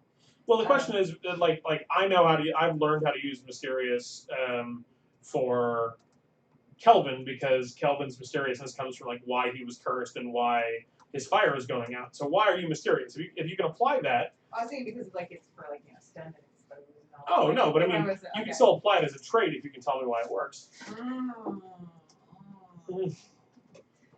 Meanwhile, Lincoln are eating I I was like, I fucking hate you! Strangle the wolf is the pack. Oh, look, Pringles. You You jump and in your the future fucking and come back. poetry! Break these doors. They took the snacks with them. Let me out! He's quoting shit! Okay. And I don't even know this. Okay. Damn it! This thinking on my feet is just. You can do it. Do it. All right. No, mysterious. And remember, hey, look, you got redraws too. That's true. Okay. Do the thing. Okay. And do any of you have a bond ability? Yeah, I got Shrouded Bond. I You can Shrouded pop Bond. in there anytime I want. What? What's going on, guys? This isn't awkward. Of course, and you can then pop back out, but they still can't get out with you. Yeah. But that Shrouded Bond allows you to sense where they are at all times, right? Let's say sure. Yeah, because all the bonds give you something to that effect. Like you know how healthy or how Horny or yeah. That's a very different bond. You know, I'm actually going to go ahead and use Savior instead. Oh, perfect. Because the longer that these guys are in there together, they need their time, but only so much of it. And I love how you're coming from this from like the knowing big sister position. You were like, you know, this could actually be quite healthy for them, but not like a lot. So let's. all in At a certain point, Varya is just going to kill I mean, Yeah. 'cause I don't know how long this is going to take for us to get through this door, but I know that we're going to need to get started. So, Right. I'm going to help Alright, them out there. that'll take. So what's the total on your spirits roll? This has 5 to a wingmate spread, so this is sort of up to you. No, but you can still add the 1 otherwise, and it doesn't count towards the number of cards. That So would be 14 then if this counts. Okay. Plus the 3 from him, or does that? That's including the 3 for Okay. him. But Do you have that's- Thought Coil out? Do you want to power Thought Coil? Oh, yes I do. What are you at right now? All right. So now I'm at 15, 18, 19. To deal with these. If you Okay. Well, so I kind of phase back in and I'm like, no, wait, do this too. I've seen this before, so you get +3. All right, so now you're over 21. You can follow. What the fuck? You can follow the threads of the magical locks back into this room, and when you walk into it, you see that clearly there was some sort of control apparatus in here that would have allowed you to unseal the doors. But there's been some sort of terrible cave-in that has crushed all the different all the material after 2 feet in this room. However, you can see that the cabling or whatever, the material for the magical locks continues back down the corridor and out through the mountain, clearly back onto the lower level you were on before. So there must be a way to trigger the locks down there. I think we all know where. You're gonna have to open the door. All right, so I want to remind chat that for the small price of $8, you can make Mac lose control of her werewolf side while they're stuck in this room. Yes! I will let PCs bite each other. But that's it. It only so much. I agree with Tara. It's useful to a level. He phases out before I can like hit him. Probably I'm just like, what the fuck? Then he comes back and it's a version of him that hasn't been like previous attacks. He's like, why is this happening? You. So all right. So I want to get extra mad. Help me out, chat. Because once they open up those doors, it's gonna be even more fun. Save the cheerleader! All right. So what's nice about not being on close mics today is we can yell. Yeah, yeah, they're probably thankful for that today. I do enjoy yelling. I'm not gonna. Mac, will you grab me a pumpkin beer, and you guys are gonna be up in just a second. So do you guys want to head downstairs, and if so, in which way? Alright. Oh, and now you guys can look at the first floor map for as much good as that will do you, because you've been to every room in it. Alright. On guard. Clip. All right. So this is the cell, and these are the doors that have blocked you off. And then this was the guard room that has been crumbled in on. Those are the stairs down. This was the room of sort of like this is like the apartments room. Here's that area where the chanter mob or the whaler mob was. There's the pool. There's the storage area with the sort of hydroponic beds. There's the stairs down. There's the door and this exterior door. So that's. So you can head down this way, which brings you into that main chamber, or you can head down here into that like long corridor of housing. Where's the wiring? The wiring is basically going this way. Okay, no, that's fine. You're good about getting around. He's segued past that. Track it. Okay. But Do you want to follow him or stay alone? I don't think we should separate as much as possible, so I'll follow him. All right, so you head down the stairs. You're back into the sort of main corridor room, and you notice that there's another. Oh, thanks. There's the sort of leavings of another battle here. Thankfully, no whalers are raising out of it, but clearly there was another sort of fight here. So to your left is the jump that you made before. To your right is a side passage that goes off. That would probably be more in the direction where that magical cabling is going. And then dead ahead of you is the sort of big lava sinkhole. So once you decide which way you're going, we'll jump back in and see what's happening in the room. Just to add that dramatic tension. Alright. We've got a goal. There's still time to donate. do you like werewolf ghost bites? If so, Girl versus ghost. everybody wins. Come on, Sci-Fi Channel. We're already on that one. Dear We're Asylum. already in production now. Yeah. The Asylum version is like Werebear versus Geist, though. That's who we haven't seen. It's not when Asylum is the knockoff of sci-fi. Like that's just bleak. Sci-fi is already just like Well, actually, to be fair, sorry. sippy. Hello, chat. This is Michael Holmes getting real for you for a second. The Sci-Fi Channel actually contracts a lot of their movies through the Asylum. Surprisingly enough, so does Lifetime. So for every Sharknado that you get, there is a made-for-Lifetime movie. Yeah. Literally, it's a one-for-one. Know. But it's where they connect with the sharks and everybody feels better about the ocean at the So end. it's not a Lifetime original Sharknado movie. That'd be weird. If like it sounds like, no, we're already making Sharknado, so if you want one, it has to be a Sharknado Lifetime. Also, my Asylum I friends, if like you're watching, that, get though. on that. It has- That is a missed It opportunity. has to be ex-boyfriend NATO on the. It'll be Date Rapist versus Mecha Woman. Anyway, sorry. Also, I just wanted a Sharknado-esque thing full of ex-boyfriends. It's like, the friend zone is real! You emasculated me! It's because I feel bad about myself! Killing is fun. Yeah. It's fine. I feel like. Do we have to have the laughs? No. Hashtag no mics. Yeah, No. we're just gonna have a drop down That's right. mic. We're gonna actually. So Sam Proof is on sabbatical starting next week for some time. So bye Sam after this week for a while, but he'll be back. But when he does come back, he has to hold a boom mic about the entire Son of a bitch. So you get for taking time off. We could have hired someone off with a boom mic, but now it's going to be you, and that person will have your job. All right. So meanwhile, in the cell.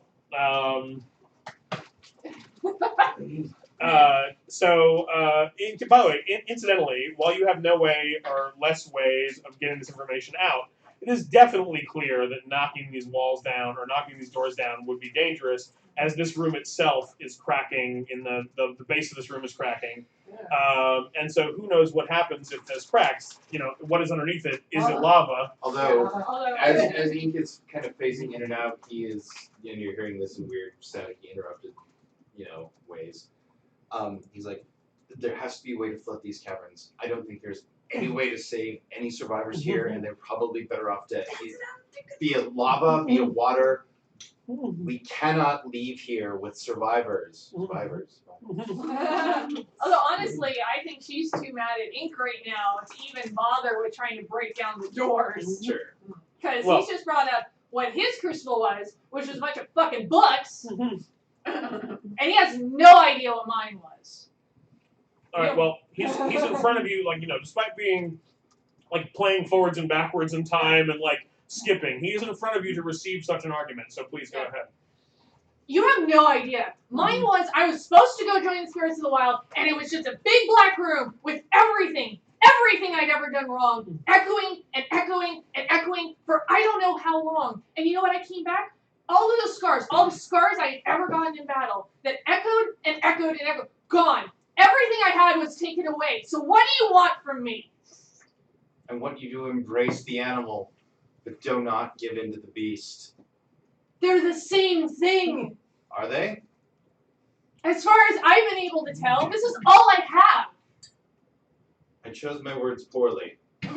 You mean You donut? always choose your words poorly. Let's face it. I always You've been choose looking my at words me, and I can tell what you're thinking, but you won't actually just get out and say it. And you've been thinking it for a long time. And at now. this point, he reaches out with his shadowy tendrils of hands. He grasps your hands. No, he doesn't. Well, he tries to. Make an attack action, make a dodge action. Oh. Okay. All right, what's required with that? I have athletics. Does that help? No, this is Can I use psychometry? Once if you can get your hands on it, you can. I have superhuman reflexes. All right, so that's going to count significantly. Okay. So what do you got for All right. Is this spread of 3? No, this is a real right. defense action. Here's so what's sadly, going this is on. what you're I'm not good at. flipping green Oh, shadows. Now man. I'm hidden. So that gives me +4 to attack. Oh, you dick.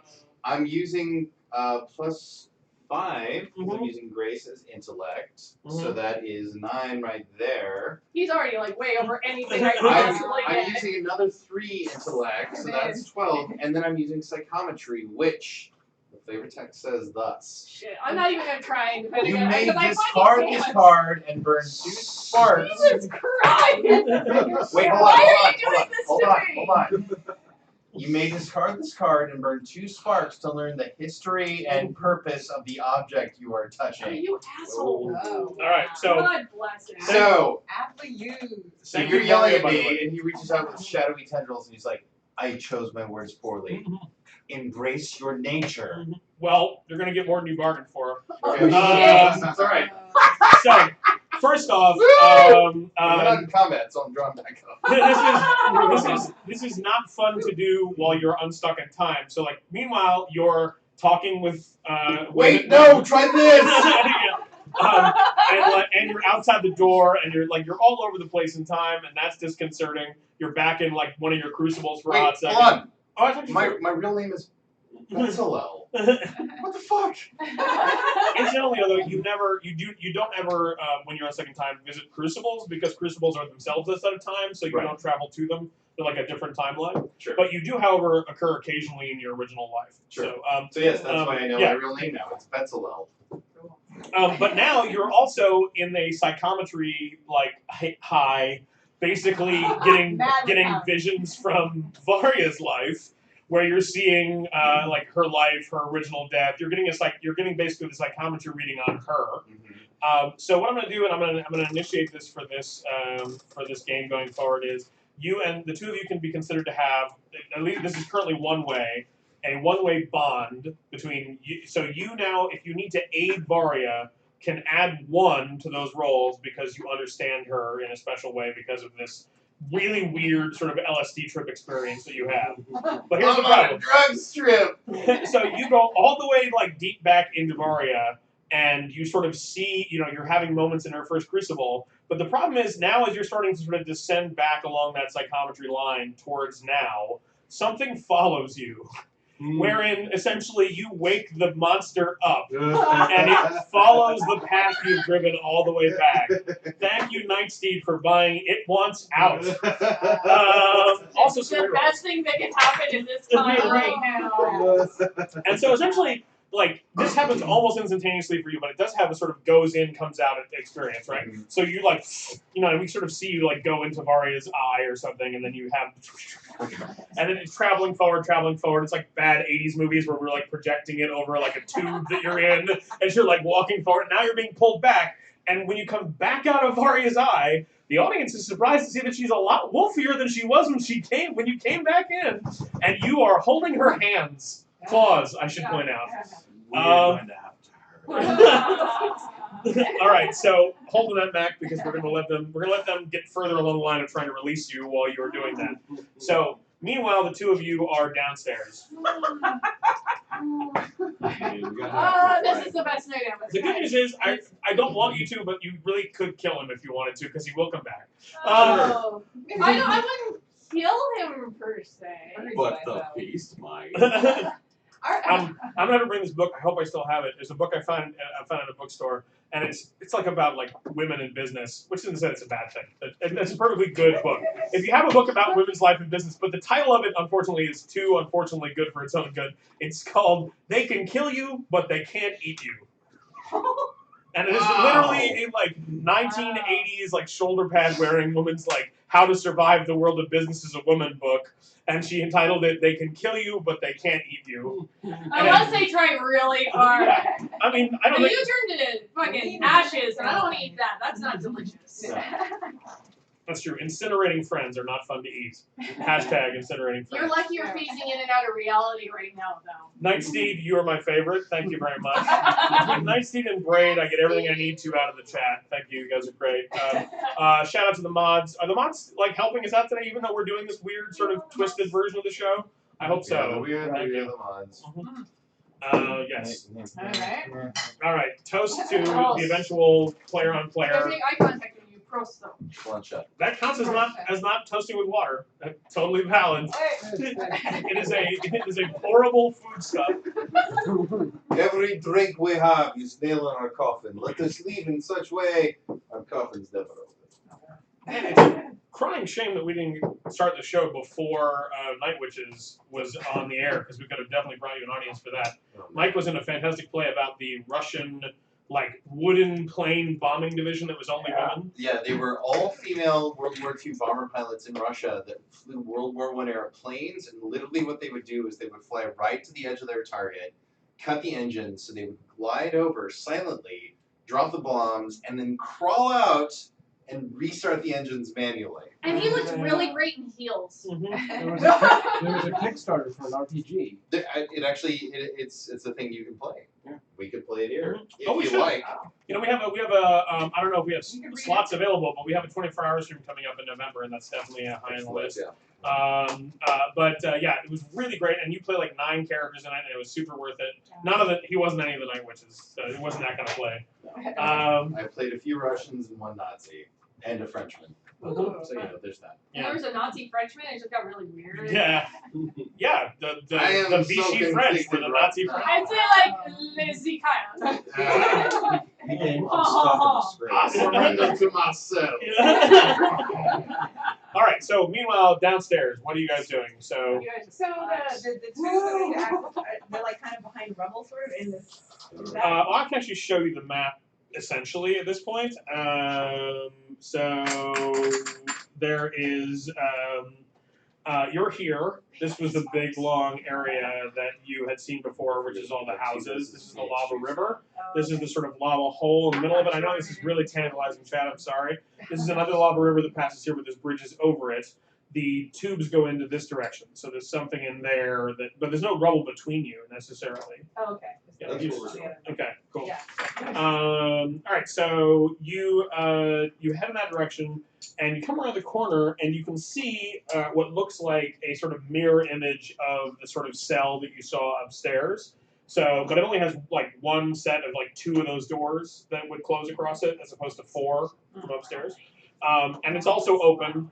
and it's also got like beds in it. It's not clear if this is directly under the one that they're in or whether it's a separate one. And then next to that is another clear sort of guard room, right, where presumably there are switches or controls that open the doors of both of these machines, right? Unfortunately, so that's to your right. To your left, you can see like a whole bunch of sort of shambling chanters are just sort of like walking around in a space over there. And it's not really clear if there's any way for you to come around the corner such that you can access the security room without being in view of these chanters.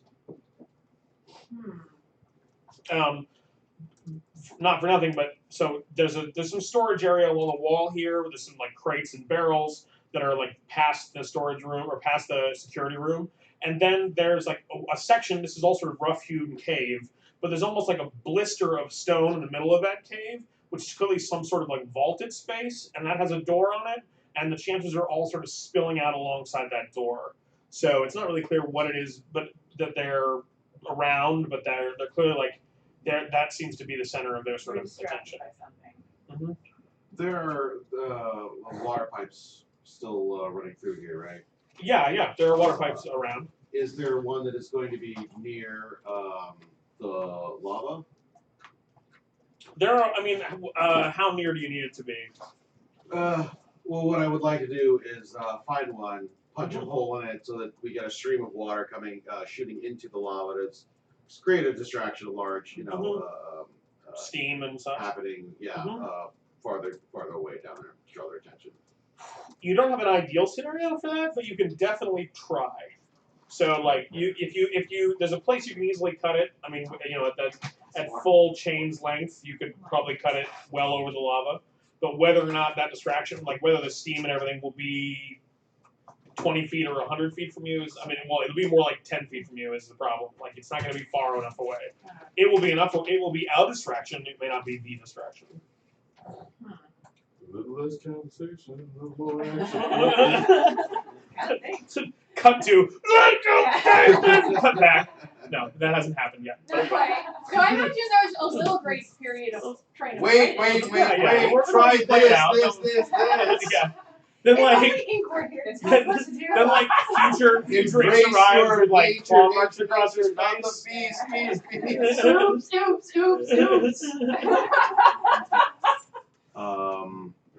All right, you know what? I got this. Go. Deal with the locks? Open the door. Alright. Okay. I'm gonna We've head got out. like 9 different. Who's having Everybody, remember Yeah. we've got 6 redraws here, Oh. so. Thank you again for Night Steed. That's the I believe we're still drawing out of your first redraw pack. Oh, We yeah. got some of Although, those. man, sometimes they go fast, so thank you. Yes. Yeah, no. We forget sometimes, and other times it's just, All right, so you're gonna. At this point in the adventure. Yeah, I'm gonna try and get over on this other side of the lava. The first thing I'm gonna do is try and do the steam distraction. The second thing I'm gonna do is wrap my chain around one of their necks and drag one of them into the lava. Okay. Damn, son. Get a spread together for that. The steam distraction happens on its own. You're able to easily target the steam or the water main or whatever it is. You hit it, water comes spilling out. It hits the lava area. The steam flies up, and the chanters all sort of like turn as one unit and look at that. But then both of you are sort of clearly in view. And they start to move towards you, and then you're going to try and pull that one off. At the same time, you can hear pounding on the doors in that long hallway over here, where all of those have sort of woken up from the whole activity. But you have a chance to do something before this all pops off. Alright, so while he's dealing with that, I'm gonna go try to deal with these locks. All right, so we have a spread each for both of you before we're going to dive back into the two of them. So, so you're running into combat, and then we're going to do a thing, and then you're running towards the door to the security room. That door is locked, but it's not barred. Okay. So you can either use grace or strength. You can either make an attack spread to like blow open the door, or you can make a grace spread to essentially like pick the lock. Alright, so both of you guys are doing it. Yes, it'll be a second. You guys gonna go? All right, go. Look, I've been drinking a lot after the stream. Don't have the scene in the hallway. I'm gonna just check on that. Okay. Alright. So, I may use tradition a bit in this going on. So I'm going to use tradition in my like understanding of the way different societies have built their locks. And, Sure. So that's. There's a lot of Shadowbari influence here, but it's still basically Imperial design. Okay. So you can make a tradition spread, so that you're at +5. That is our sideways spread use of the day. Traditional locks. That's me. Always with the sideways spread. All right. I'm gonna save my scenario. So many trait cards that don't quite. That's the nature of traits. Yeah, like they're great and they're also tough. All right. So I mean, if you still want Mysterious, I would buy Mysterious for this because you the story of your first death is you're like, I was gonna go save my family initially, and then I was like, wait, I'll turn back and do a bunch of other things, and like I feel like your character's a little more mischievous than we've been led to believe. I did save them though. I've just been trying to help everybody else and then maybe get back. No, I'm not saying you didn't save them, but I'm saying like there's more to Idalia or whoever Idalia was before than meets the eye. Well, I was gonna try to save Mysterious for the next set of like locks. Go. Yes, please. So go who easy, knows please. what I'll pull next time. So you know what? Maybe I'll use it now because you live in the now, right? Right. Power of now to get through the door. Okay. So I've got 5 for tradition. Mysterious. Yeah, you don't know what I do. I'm gonna go with that. So that's. I think that's Dan. Oh. All right. Where it hit its time limit. Let me, is it just off? No, it's still right here. Oh. Interesting. Is there I anyone just have watching? to rewire it or something. I think there is still one person watching. Wow. All right. Hi, the Oh, person. sorry, ink is dead. Actually, because this is intellect appropriate, right? Yeah, So yeah. I'm gonna add another 2 intellect cards. So that's 12. That's at least 13. Okay. How mysterious goes. All right. I'll give you 3 more for that Mysterious. I'll make that Mysterious 3, so it's 2 more. So it's 15. Yay. And then, yeah, so it's 3 more. That's cool. Oh, yeah? Oh. Cool. And actually, I will use Spark because you spent 2 to operate Thought Coil and you only needed to be 1. Is it a You're terrible? unstuck in time. Oh, yeah? Oh, it's me by delay? Yeah. Oh, cute. Wait, is that for me? Yeah, I didn't know how ink you spent it's 1 to add 5 and 2 to flip it, and it starts orange, so you spent 1 more than you needed. So if you want, you can just add 5 to that and leave it with me. Phew, yeah. All right, so that's 20. So that's pretty significant. Thanks. Okay. So you Back. okay, cool. So you like run over. What do you use to pick a lock? Like gravity powers, or do you actually, like take you know a hairpin out? I'm gonna use like sort of a radio. Well, okay. How about this? You tell me how to do it. Okay. I'm gonna use sort of radio waves that kind of like sense the sort of breadth and width of a space and can kind of feel it out and feel where the little grooves and stuff are. So it's then like Okay. radio waves. Radio waves. Through the magic of radio waves, it's like a 1950s movie where we just get away with like she used radio waves to do the thing. All right, so What do you Stan Lee with radiation? That'll make everything happen. But can you describe the next part that happens in 1920s announcer voice? Okay, that's fine. Well, What's that do? We emit radio waves, gamma rays. Well, the radio waves, they got in and they had opened the lock. It's completely thanks to Varya's knowledge of radio waves, or thanks to Idalia's knowledge of radio waves, she's able to determine the lock's entire geography, and then use her gravity powers to shift the tumblers in place. And then, like, 2 random passers-by in, like, fedora hats are like, look, she is picking the lock! And then the friend's like, she's used her radio powers to do it, which is how... Look, Spider-Man is climbing that building! y'all He are sticks to assholes. those walls like a spider! It's appropriate. That was there's a lot of narrating of things going on around you in the 20s. I love it. I love it. From. Alright, so the lock pops open and you are in the security room. I stand by my radio. What are you doing? Stand by your radio waves. I like the trophy case. This is becoming an episode of half of the bag, but that's fine. Prayer and a pint. The fact that I'm feeling as good as I am is just Hey, you've had a rough week, man. true story. Yeah. When he was 8 years old one time, his friend Denali was being beaten by some larger kids, so he got a lasso that his father used to use when he was rustling cattle and lasted the kid around the neck and yanked him using that knowledge of a previous experience to. All right. So that's misspent. That doesn't count towards your spread. You can show the card game if you want. Well, I was gonna figure. See. All right. Do the whole thing first. Yeah. And then he's gonna speed it up to cards. Jesus, it's so much. Redraws. We need them. Yep. Do Use the redraws. third. Because we could potentially And be I- facing up to 300 whatevers. And we're locked in a room. Yep. Where I might kill you instead of anybody else. And I might totally blink out of existence. And who knows what's going to happen if that That is happens. also true. That's good TV. I'm just hoping my next Okay. sleep will be the That'll leap take us home. to Alright. Yeah. All right. 15 is fine. You Noble S3. you actually grab several of them. The I chain can't. hits low, and you wrap around like 3 or 4 of them, and you pitch them off into the lava. So that involves you sort of like taking them and turning, right, and throwing the body, and then it's like turning back around, and then you're already like hands from the chanders like whoop, and like you're clearly in the mob. So as you're getting like as the mob is like seething over you, we cut back to the cell. And then we all roll. So, at the scene in the cell, however that Are we starts. back? Yeah, you're back. What did you do? I did nothing. What did you do? I did nothing.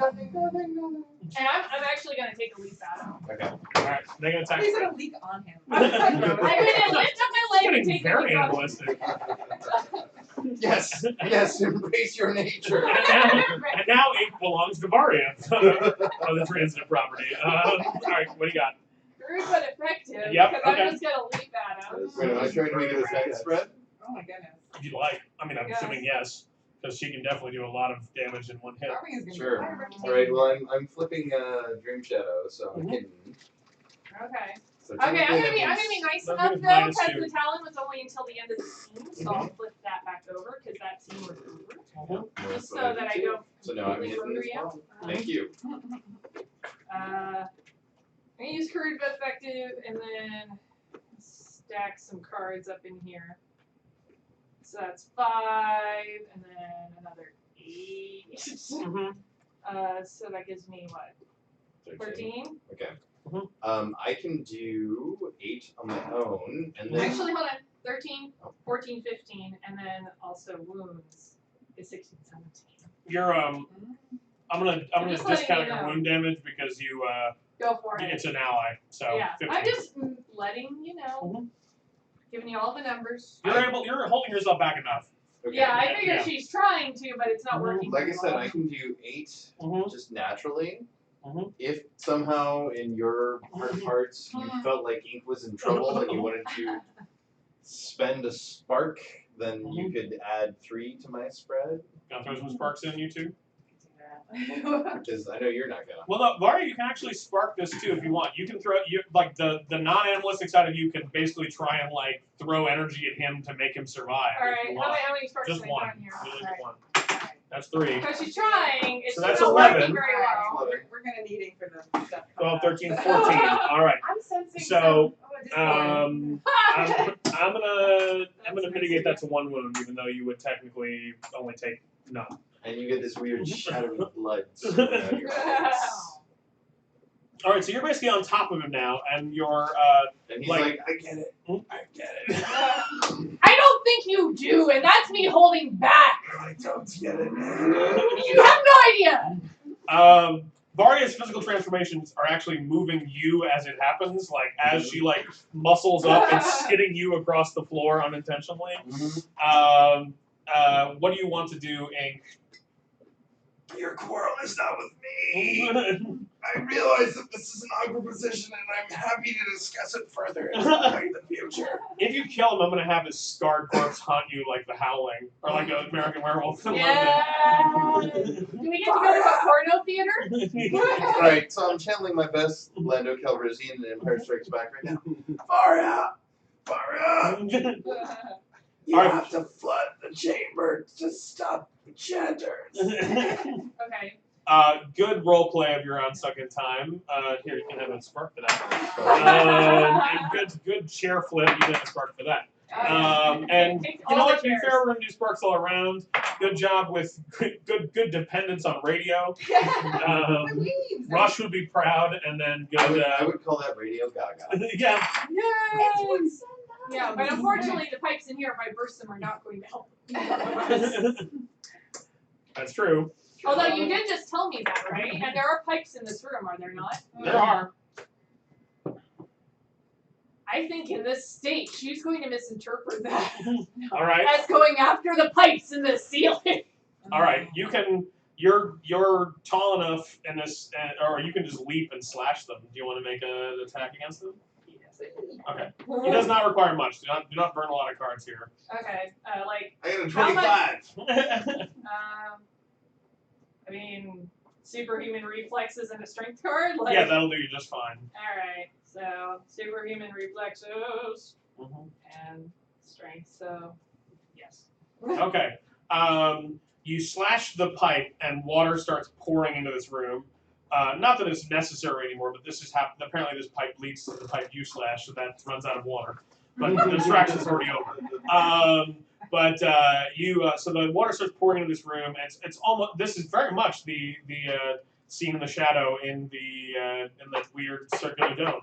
And I feel like in a weird way, Varya also realizes that this might be a way to take herself out if it came to it, because she knows she can't hold it back. So you are still. We're going to keep you in. It wants out for a while. So you are. The beast is still in control. That's fine. Mike, you're starting to come back to time. So Okay. you. So I'm actually starting to drown. Well, no. I mean, you would have drowned either way. But That's now true. you're. And she jumped off you when she went up to slash it and Yeah. didn't land back on you. So Well, and it's what you said. You said something, and that was the only thing that cracked through. All right, so it's you in a room with a increasingly bestial Varya.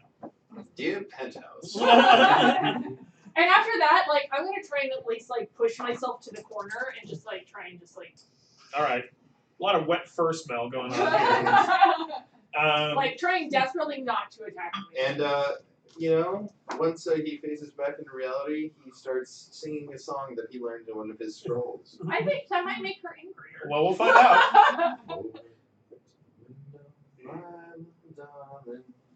Make a I'd grace like to try to read your palm. What? spread. Make a grace spread. Me? Yes, you. Right.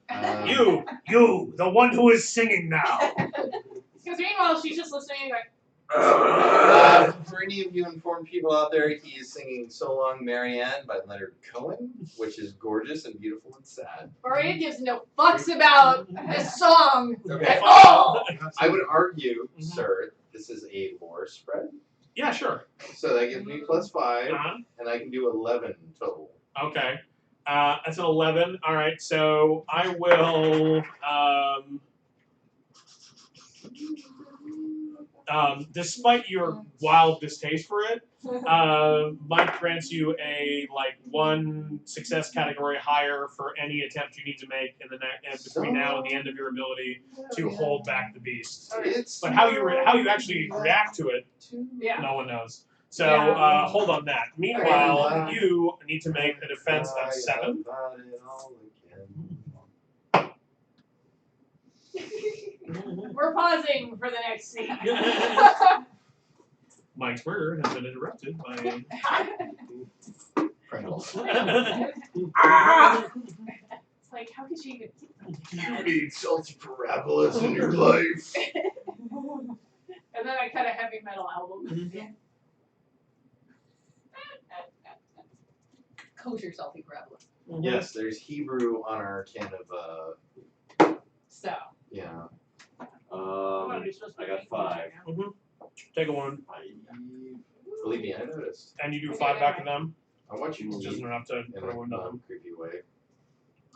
Every way you watch the push piece is creepy. So you take a wound there, and then part of the mob, the mob is pretty significant. You're basically the biggest threat to you right now is that the mob is on one side of you and the lava is on the other. Are they starting to pile on top of me, or are they? They're basically just, Well, you guys want to bring him upstairs. now, It's easy to conceptualize it's easy to conceptualize the chanters as like sort of fast zombies. Gotta remember that they actually all act in unison. So like they're attacking you with an eerie precision where 5 of them are grabbing you from all sides while others are punching you. Like they're not just like wild madmen. So but they basically enveloped you and they all have their hands on you. Can I drop down and try and drag some of them on top of me? Certainly can. Go ahead and make a spread to that effect. Meanwhile, you are in the room with the so there's like there's like a cot in here. There's another sort of like planning table. There's a desk or two, and then there's like a series of sort of like magical apparatus on the wall, which are clearly the locks to the various doors, but they're not like simple 1-0 switches. Okay. Is there any way I could make a spread to kind of get some sort of a sense, either through tradition or spirit, of what might be like the code to unlock it? Or yeah, you can do a spirits roll because these are magical devices. Okay. So this is a +5. All right. Yeah, you guys want me to out. So I'm sort of like I'm just touching the walls, the tail, anything that can kind of give me some more insight into how they would have dealt with these blocks. So 5 plus these guys, which I'll count after showing you. 17. You feel pretty strongly that you can operate the locks at least. I mean, once you get your hands on them and you're actually sort of making the manipulations, you think it'll all become clear. Okay. So prep another. This is going to be a grace spread to. Oh shit! I'll let you use intellect as grace. So They're really smart. Prep another spread to indicate or to operate the lock. What's your attack over here?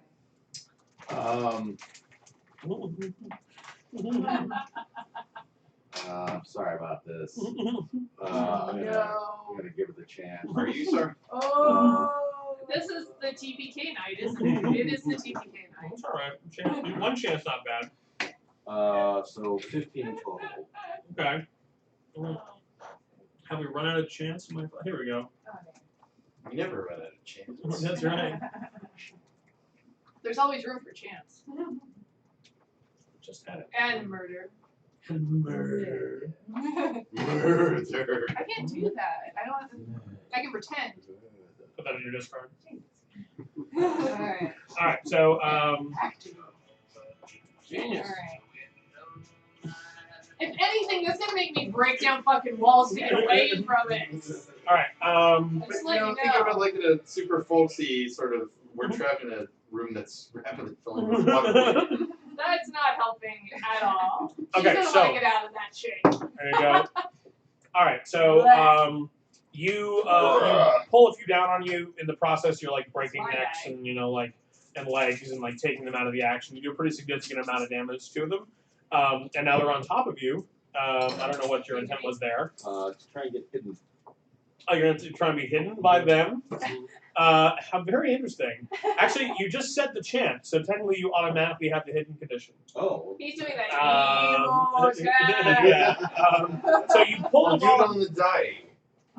This is the time. You pull them all on top of you, and then you say the chant, and they basically lose track of where they put you. So now they're and that means that she's the only target. So they're starting to sort of pull themselves up.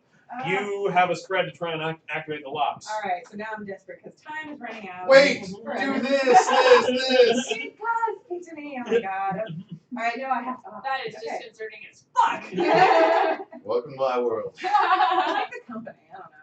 Alright, so I'm gonna burn 1 spark to add. Hey, Dahlia, it's Yeah. me. I don't know what you're doing right now, but do this!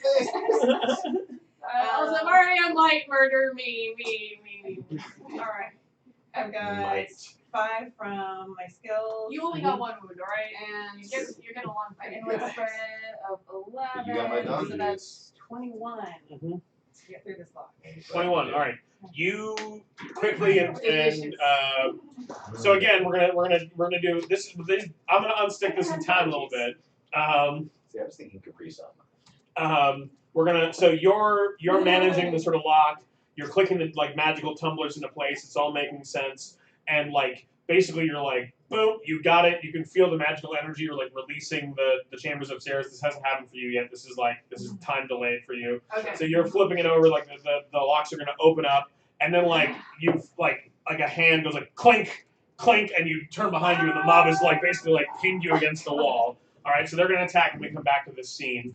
Meanwhile, Varya is shaking in the corner for some time while like I don't want to hurt you, but while, I really do.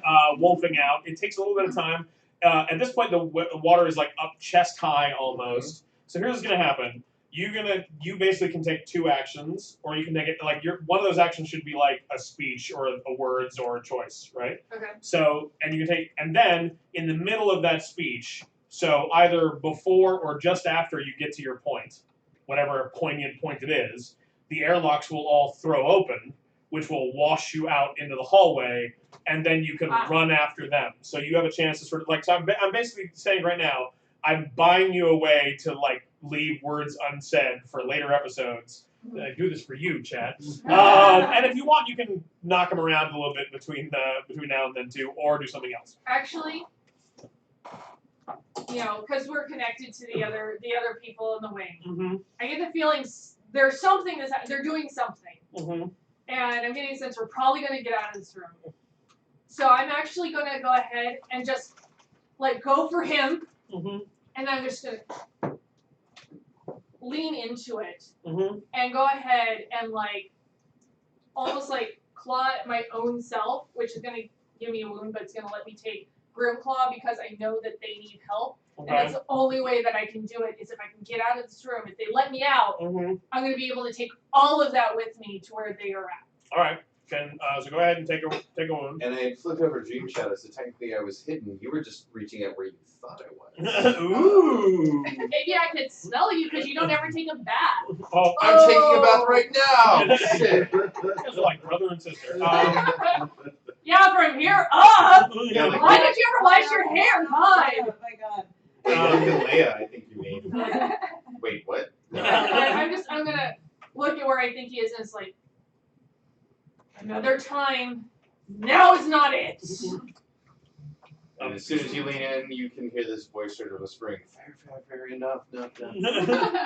all right, so. Well, actually, you hear fair, enough. And it's like it gets echoed or anchored Right. back into reality. So you hear the airlock. So meanwhile, you're like pulling your flesh off, revealing like woven skin underneath, and sort of like I get the impression because you basically said you wanted to like come to the room and look at him while you're doing it. It's like surprisingly aggressive display style. You're like, look at all of this is for you. It's all for you, Ink.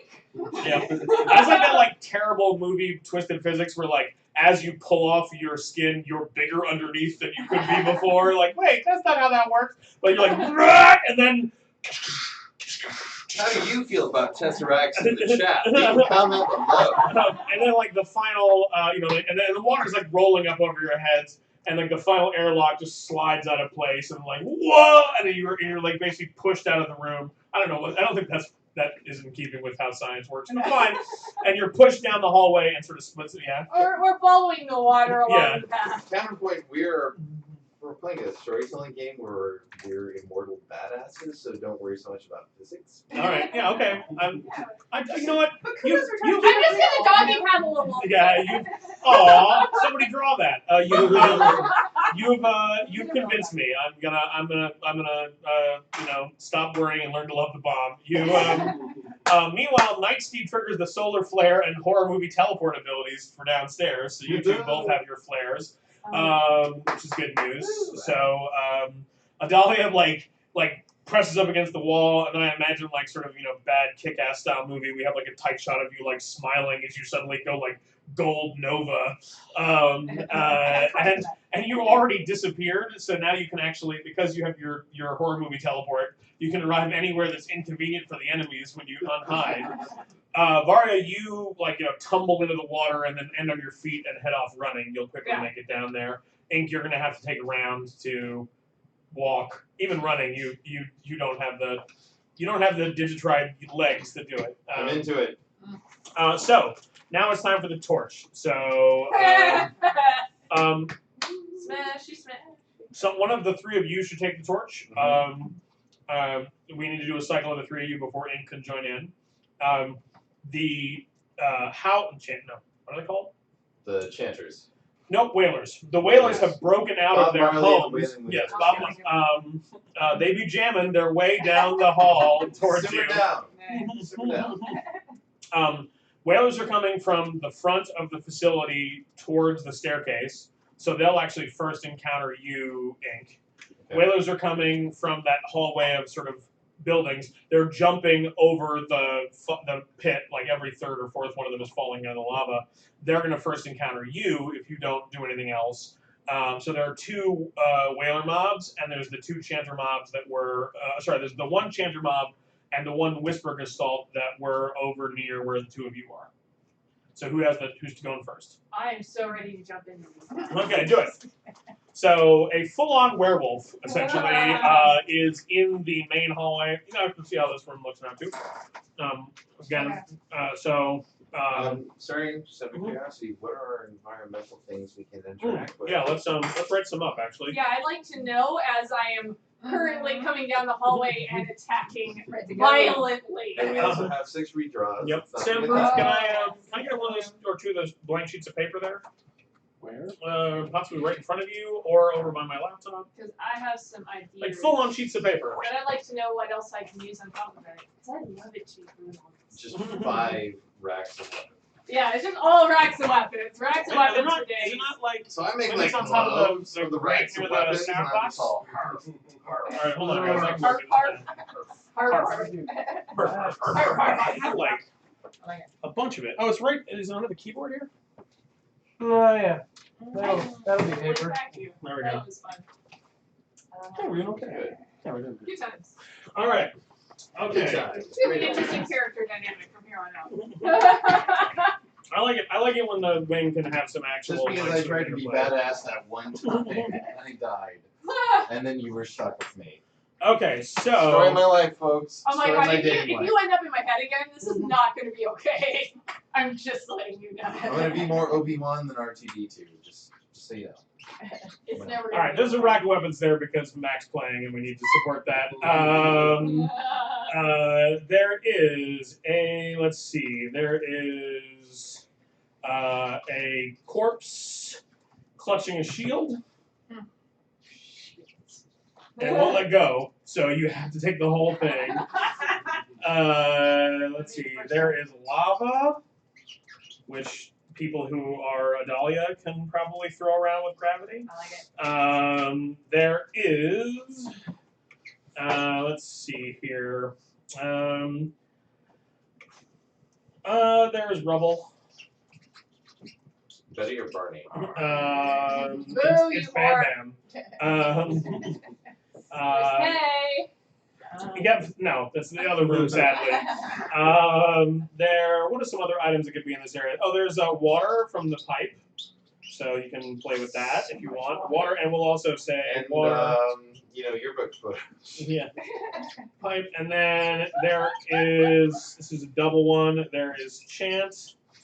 Remember, you can use the chant to become hidden from the chanters, and there's also broken chant. This is what the whalers have. And you can use that to sort of add magic to your attacks against them, but it doesn't count as a chant. Remember, using the chant will get you a chant. Will get you an affliction card. And an affliction t-shirt is a special deal. Hold on. I'm going to show this to anybody who's still watching on Facebook Live, and God bless you for that. Just make sure it's full. Yes, there you go. Thank you, phone. Yeah. Okay. So here's the map of the downstairs area. So this is where you came in down here. This was the other cell. Oh, that cell still exists, by the way, and it still has the trigger on it if you want to throw people in there. There's a security office. Here's some crates and stuff. Those would also count as environmental objects, but they're not technically where any of your fights are happening. This is the sort of vault area with the door that's sort of like a blister of stone in this area here. There's another doored area there. You don't know what that is. Here's the various buildings. There's the lava in various places, and then here's the rack of sort of apartment housing. So this is where Varya enters the fight. This is where you are, Idalia. This is kind of where the fight with you is happening, sort of in this arc in here. And then your upstairs, walking your way out of the cell. Okay. They were on top of each other, by the way. If you broke it, you'd have fallen into that one, but then it would have shut. And they're coming along that water towards you. When by the time you get like to the stairs, the other mob is on top of you. Okay. All right. Okay. So you have the torch. Go Yes. for it. I would like to use the lava. Okay. Because at this point, I'm trying to knock people out of the way because I know there's a lot more coming. So I'm just gonna like they're in my way. It's not even like I'm consciously picking up. It's just like Yep. right into the lava. So draw a card from using the environmental object. You can still use the lava. You just don't get a card for it. Okay. Yep. Mike, please. Can you while you are torchless, can you grab me a root beer? You're going through. No, actually, I can't. Oh, we're out. Nothing Way to go, us! I Well, will no, take a pumpkin honestly, beer. Do you want the root beer? 'Cause- No, Okay. I'm not drinking from your horn. That feels. You're married. Is that how that works? Don't drink from a girl's horn if she's married. That's actually that's the entirety of that sentence. The rest of it we've all laid on as a weird societal quirk. It all really had to do with drinking horns. Whatever. Yeah. We shared a drink during Monday night. That's true. It's fight, great. So I so totally wanted to. I'm so sad that like I had to kill you in that. yeah, That's well, it was the nature of things. It just I hit some bad traps, man. I'm also sad that Shannon wasn't there, so freaking Sean Graham won. I know he wasn't even supposed to be there that He day. gave me like 1 hit point. But it's okay, I got married to a ghost. That's true. That was Yeah. very true. Mhm. All right. Well, I think this one's pretty obvious. I'm gonna go ahead and use horrific vision Okay. because there's a really fucked up werewolf coming barreling down at these people. Yep. And you're gonna trade exposed, so you'll take exposed. I'll and, take exposed for okay. that, and then I'm gonna go ahead and lay in as much power as I have, which is a lot. So I've got another 5, 4, and 4. Mhm.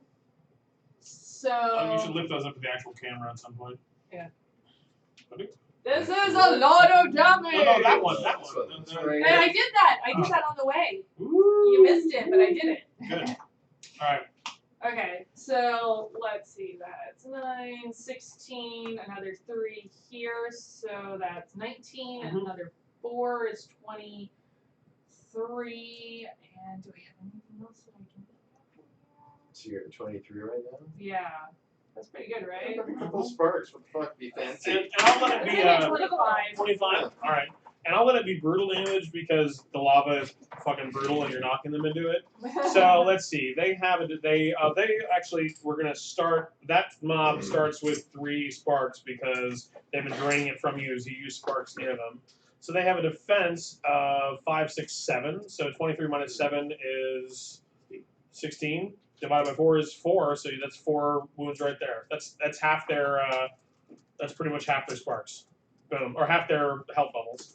So Alright. boom. So that mob's in half. I'm not keeping count today because we are doing it dramatically. So we know you've done half of them. All right, Do you want to make another spread or pass the torch? I'm gonna have to pass the torch because Okay. I kind of blew my wad there. Okay. So Filthy.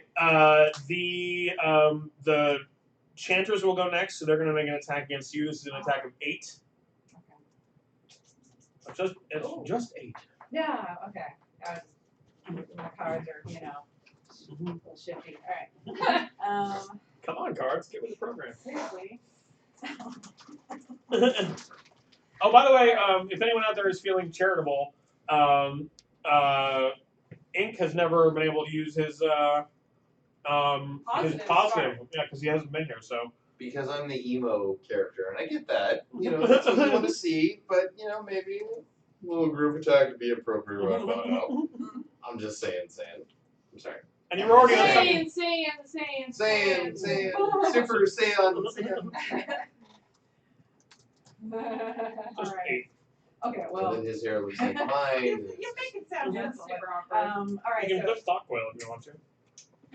God, I'm getting low on sparks here soon. Alright. And I need to use them for some upcoming stuff. Because I'm going to use one of my new fancy elemental cards once they get me. Alright, I'm going to do it. Take it away. Alright. So, in the style that I'm using, the fighting combat style I'm using now, I get 2 defense cards of grace, which are really I'm gonna shoot. Okay. So, let's say through sort of like the extra empathic bond that Idalia has with the wing, she's gotten a little piece of Varya's rage. So her killer instinct, her need to live and to continue to help the Oh, good, wing, I'm infecting the wing. kind of really like you know. Hard cut to the marshals being, this is exactly what we were afraid of. So that's I am like- the knight. So that sort of infuses into her, and I get to draw a card. Also, by the way, if you're watching this in real time, happy Batman Day to all of you. Oh, that's right. So that's 5. Does killer instinct count as more than 1, or is it just 1? It's just a draw. Okay, so it's 5, 6, 7, 8. So you have it right there. So you don't need to put any more cards in. So there you go. So so that's 8 cards. They miss you. No. You're you're holding them back gravity wise. The mob is like pouring over you like you had like a magneto bubble around you. You know, that sound. all right. The sound of Jim Henson spinning in the ray. So one more. That's okay, it just fuels me further. One more Phoenix can go before the whaler mobs. Well, it's Eerie, obviously, because I'm compromised. So And she can go too. She can I have 4 cards. I'm gonna. No, that was defense. Why you gotta Yeah. be that guy? I'm gonna draw. Oh, either way. Because it shows who I am. Good. I People are. am disappearing, Good. and I'm popping up. This isn't over. I don't know where the shard is. Okay. You can, For a long time. The closest equivalent you can do is you can pop up. It's in the vault, and the vault is sealed, and you can't get into it with your ability, but you can get right outside the door, which is where the Whisperer is. So you basically can like appear, because the way your sort of horror movie teleport works, you appear in a way that like is scary or weird to the Whisperer. So you can like fall on it or appear under it. Or like if it opens its lunch bag, you can be inside it. Like whatever you want to do. Yo, I'm some crazy magic shit, yo. So You scare me. the Whisper What? Assault. The Whisper Assault is like there's 2 of them, and they're like sort of like hovering around in like a circle around the vault. So how do you want to appear to them? Okay, so the vault's right. The vault again is like a blister in the middle of the room of stone. They've like hollowed out and made the vault.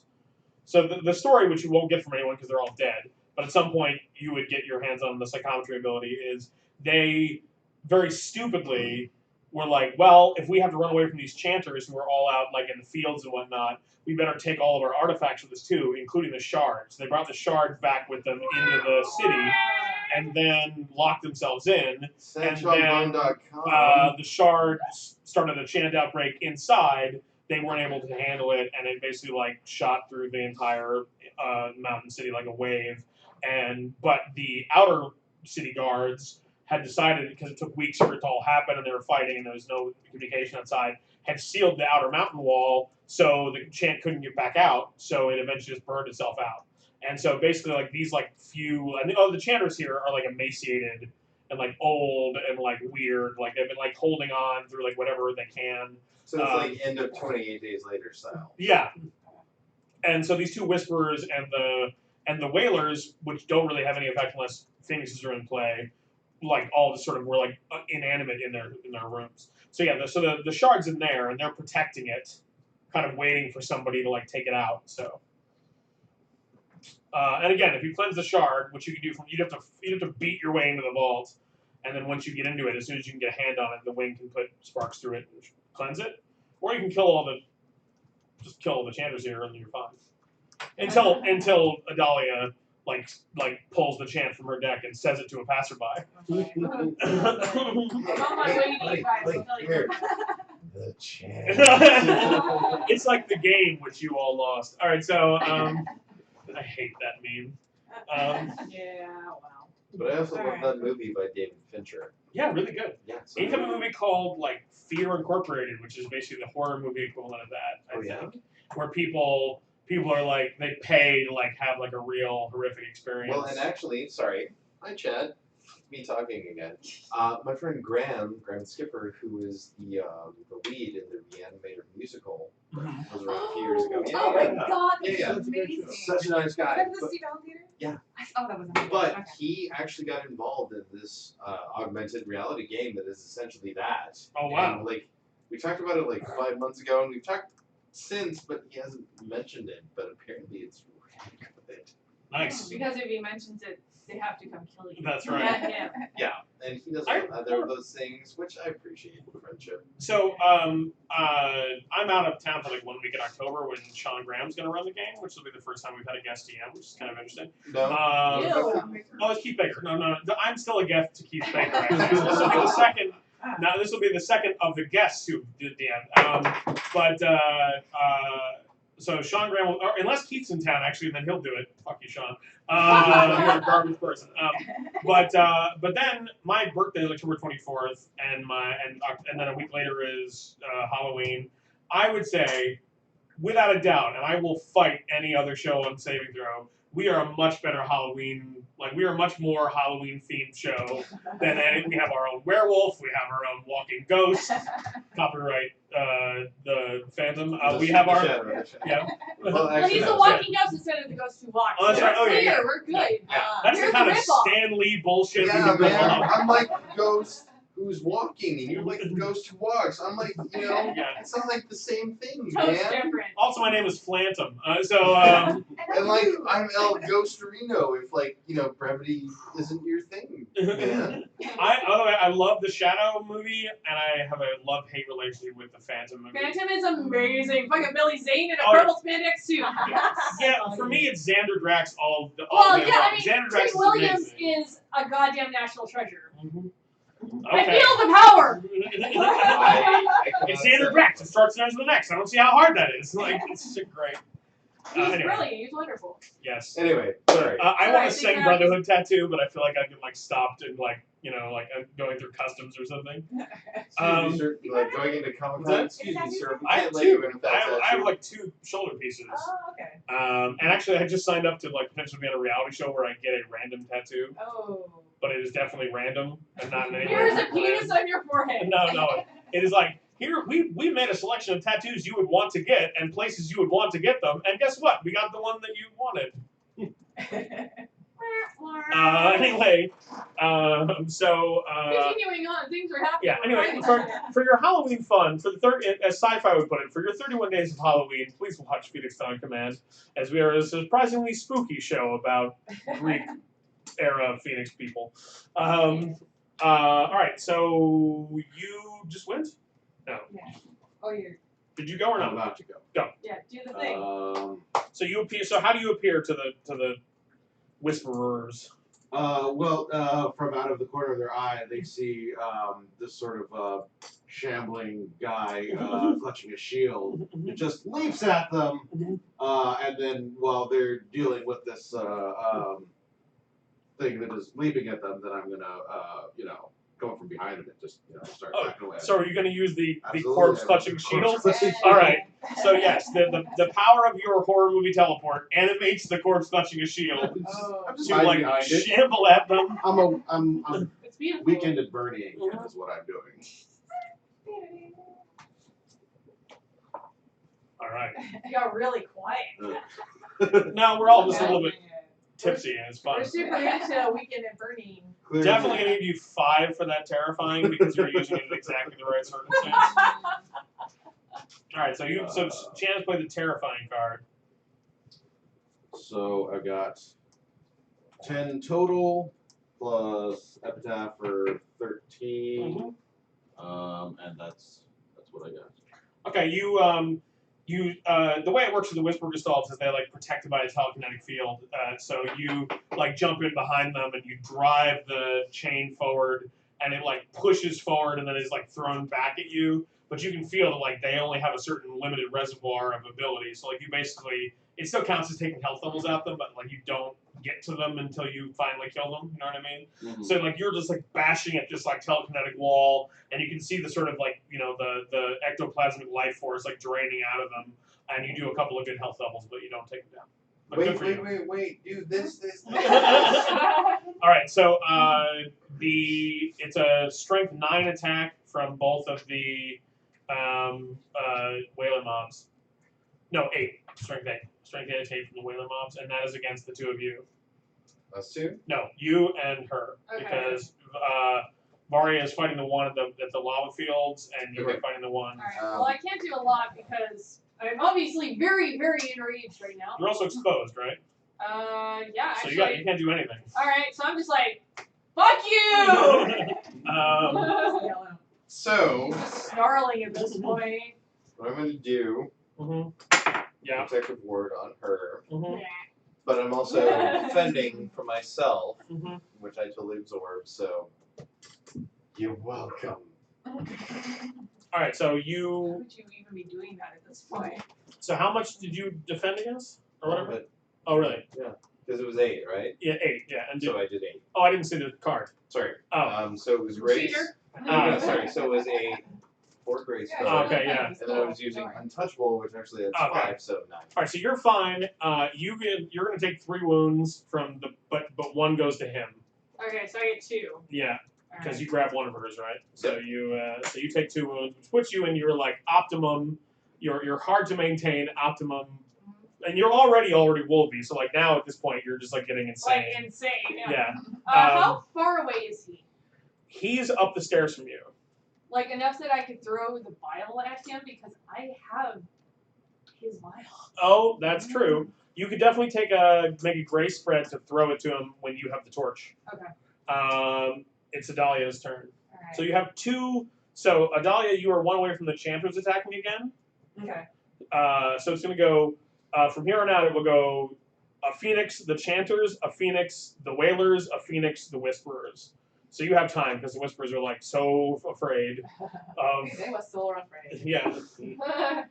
Alright. The Whisperers themselves are afraid. The chant is itself afraid of you, and it animates all these different people. Oh shit, All it's right. Eerie. Alright, I'm gonna drop one. Go ahead. This. Although I did suffer a wound. Oh. I actually got 2 ones. Yay. Didn't make them too hard. So don't help much. I keep forgetting to do that when I get hit.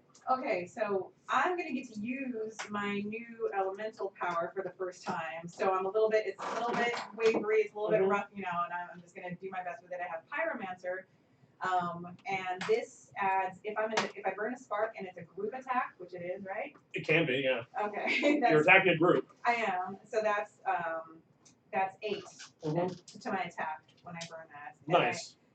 and I get 2 intellect cards. So that's which I have few. So I'm just gonna add one of my other trait cards for that. Can So you use is your turn your devoted thing? Do you use abilities as grace or intellect? I can. You can Well, make- I need no. I can No, only turn grace, yeah, anything sorry. to grace, but yeah. So I get 2 intellect cards for this attack. I've got 8 from my Pyromancer skill, which is gonna end up being me just since it kind of like jives a little bit with sort of my sort of fiery solar powers. It's just like this big burst that just shoots out and it hits this rubble and heats it and flares that out. Oh, nice. Go ahead and draw a card from that. Yeah. Draw a card from that and from my heart because that was a brilliant use of rubble. Hey. And I get 1 more for 1 value card for that. Yay. So, but at least okay. So I've got 8. I've got my rubble, just burst of fire. Rubble. And that's 10, 11. All right. Almost sounds epic and Well, let me see. epic. What do we got here? So Pyromancer that's 8, 9, 10, and then intuitive. Maybe I shoot the rubble exactly where each like a rock for every chance or. Well, whoever- I'll let you use intuitive because yeah, you're shooting blind,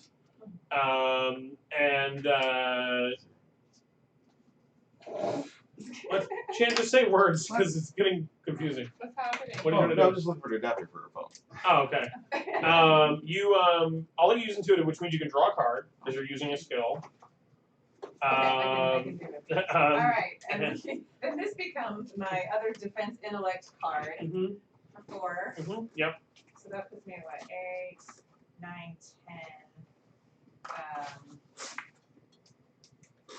And then to whatever you count. And I'll make it brutal damage because of the rubble. So what's the total brutal damage you're doing? And if I. Okay. Oh, do you want to pass off your last wound? I do. So All right. that's 1 spark, and that each wound inflicts 3 brutal damage. Okay. All right. So you're low on sparks, but you just put out 14.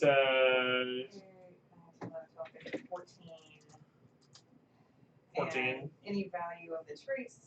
Yeah. that So would be That was 5, right? You recounted that pyromancer. That was 8, It's rather? 8, yeah. Yeah, for so sure. 8 and 9, so 15. So we'll say, is it 15 brutal damage total? Each wound inflicts 3 brutal damage. And that's I'm making the whole thing brutal because okay, of the yeah, so that's 15.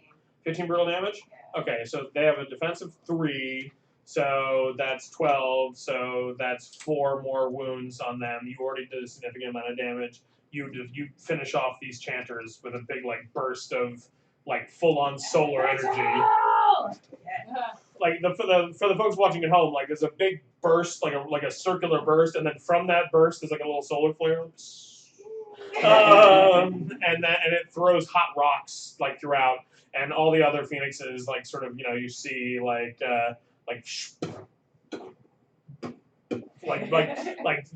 exploding hot rocks. Somebody hand me back my phone, which apparently has died finally. Oh. Nope.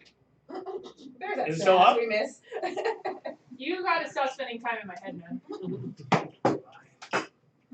Do I? Yes! Banned! Yep. Banned! Dunsville. Wait, are you saying being hey, Chan? D or being in D? My phone charger is plugged in over there somewhere. Get out! It's white. Yeah. Can you plug my phone into it? Thanks. This is part of this. Okay. That's your cable. I thought you were gonna like put it in the horn. You're like, this goes here. No Why did I charging do for that? you. No, but I was I like, mean, I fucked up a damn it didn't like weird. Like I wasn't upset about it. I was like, why is she doing that? That's a weird choice. But you're like, whatever, it's Varya, fuck it. Yeah. She's gonna do weird things. All right, so that was your spark, and the chanters are supposed to go next, but they're dead, so you're fine. Yay. Draw up, and who gets it next? Okay. So it's a gray spread. It's a gray skill spread to throw the vial to ink. Okay. Can I use athletics? Yes, it's definitely Okay. athletics. What do And actually, I'll let you do strength too, because of throw. yeah, what do I need to hit? 10 10? at this So distance. that's 5, and then Yeah, sure. there's no thing here, so Yeah. it's 10. Okay.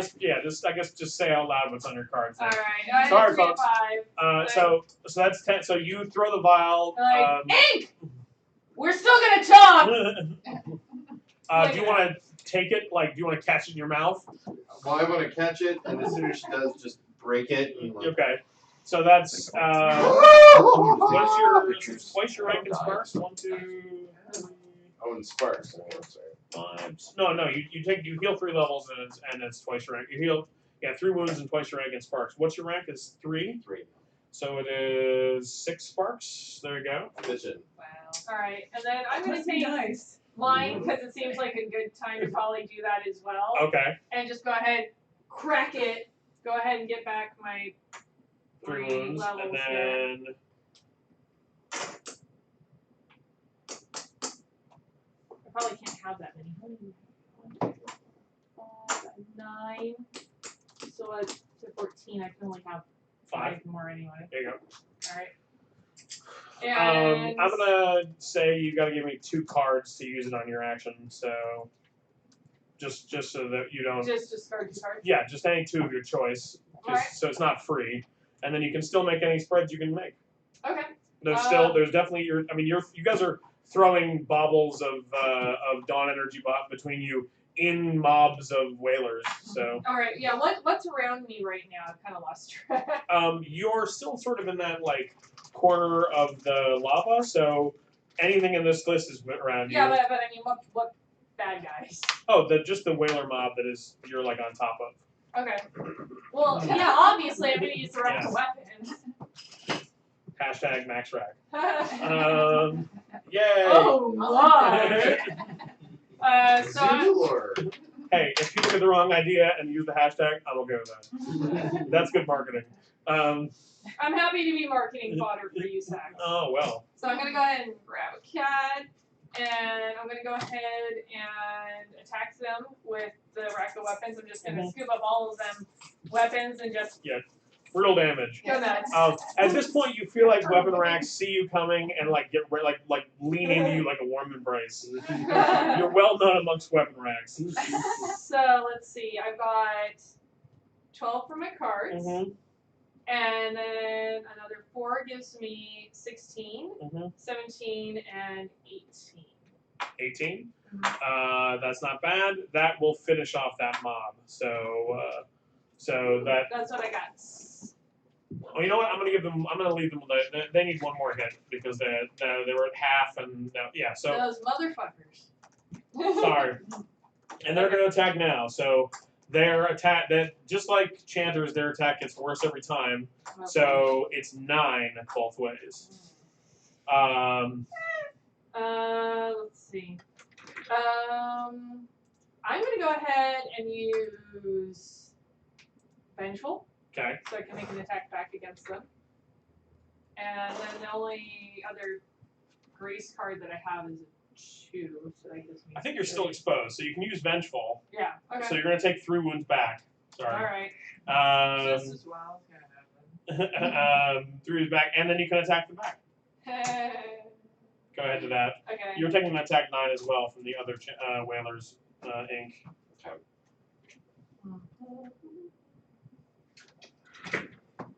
Okay. So. Okay. All right. This is going to be like a lot of numbers. So I'm going to go ahead and use Ruthless. So that goes ahead and gives me an attack of 5. I'm going to use Power from Pain, which lets me add in my wounds and draw another card. I'm going to use Crude but Effective. And throw that in there. I'm going to throw everything I have in them right now. So now I have to math. So let's see. Ruthless gives me 5. It's 5 plus 8. Because you're using your. No, wait. No. How many wounds do you have? By the 5? way, because no, that's actually from It's- Power from Pain. So this one is actually just 5. This one is going to be I draw a card, and then I can add the wounds to this. So this is another. So this is 6, 5, and 6. We've got 11, right? Another 5 is 16, and then another 4 is 20, and then 25, and then 29. And then let's go ahead and make it 30 because that sounds nice. All right. Well, you atomize, like you rend. Actually, just to continue the wonderful sort of 2-person drama we have, like you're I don't know what's happening with you with that fight up there, but like as you're like fighting, you like sort of out of the corner of your eye basically see like a thin red mist through the air and like at this point entirely woven like no Like more than has ever been before. Yeah. Probably. No. The very best, like no one ever has. No talon because that's become your claws. Probably no uniform because you're basically just a wolf at this point, or you're basically just like an anthropomorphic wolf at this point. And like covered in blood, like eating, destroying, and like it's both like it sort of has like a beautiful power to it, but also is terribly scary and horrible. And a part of you remembers that she has a grudge with you currently. Meanwhile, defend 9. I cannot do that. Oh wow. Okay, so that's 3 wounds. Okay. I'm not dead. Not dead yet. Well, boy, it's good you both took your baubles because you. So yeah, as I see her doing this, I'm like, that's awesome. All right. Stop. All right. Pass the torch. Someone else. I don't think you've gone this round. So yeah. Go. All right. I'm going to use another one of these. I'm sorry. Do it, please. That's what they buy them for.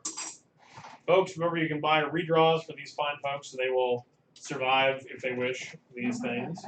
Right, You can also we also still have we have not yet seen Mike's Unstuck from Time positively donation yet, which would be kind of interesting to see. I'm flipping over Dream Shadows, so the chanters that are on me kind of see me disappear, and they're like, what?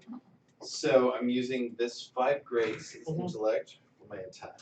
So that's 9. And then I can use 2 more quads. 2 more quads. So that's 17 total. 17. All right. Night Steed activates everywhere and nowhere. So you're actually attacking the Whisperers and this Chanter mob simultaneously. Nice. So I'll give you brutal damage against the Chanter mob because you're attacking all the individuals in it, but you just do regular damage against the Whisperers. So what's the total damage? 17. 17. So the Chanters are going to take 12 divided by 4, so 3 wounds from that. Right. And you're going to do 10 damage, and you're going to do 2 wounds to the Whisperers. And basically, like, you know, to anyone outside of it, you just like see different temporal occurrences of ink. So it depends. Like you can do it like the sort of flash way, where like it looks like you're just moving around and doing all of it, or it can literally just be like it all happens simultaneously, and you hear like ink going like ha ha ah, ah, ah, ah, ah. Like, Well, like one moment you look around and they're like intact, and the next moment they're kind of like that. Good for you. Is that top of the round? No, the Whisperers are going to attack, so they're gonna. They can't grab you because you're not actually there, or you're not there currently, Right. but you will be. They can grab you, so you're going to get grabbed. You're going to get hit with a condition or whatever from them. So you're grabbed, so that reduces your all cards and all spreads by 1. Then they're going to give you a. As soon as I can find it, you're going to take a affliction. And then they're also going to things are happening. Come on, afflictions! Like I had a bunch of them in here, now I can't find any of them. Sorry, folks. This is the equivalent in this game of like looking through the book. It's like trying desperately to figure out where I am, and I probably put them like in the other box, so this is why they're not showing up. Because we have 2. There we go. Take this affliction, which they drill into your head with their terrible psychic whisper, and that's it. So they thankfully can't do any more attacks this turn. Question. Yo. Okay, so like I decimated them all ahead of me, right? Mm-hmm. Do I have a clear shot where I can get up at that shard? You can Can get I, to like, the try to wisp. bust The through? shard is still in the vault, so Okay. like Oh, you so can go it's and like attack the vault door and try and get to it. Okay. But you can't necessarily. You can't get directly to it. Mm-hmm. So that was the whisperer. So who hasn't gone yet this cycle? Idalia? I think we're just top of the We're in the middle of a new one. Top of the cycle? All right, so who wants to go? So we can't quite get in the vault yet. The whisperers are there. So Eerie just did attack but got through it. So I should point out that despite his incredible attack against them, Ink is still basically like being dogpiled by whalers. Okay. So and that mob is that mob's got one more or that mob's going to go after whoever goes next. So it might be advantageous to give it to Mac and have Mac turn back against them. Otherwise, there's a strong chance. Let me try and take those off of him then. Yeah.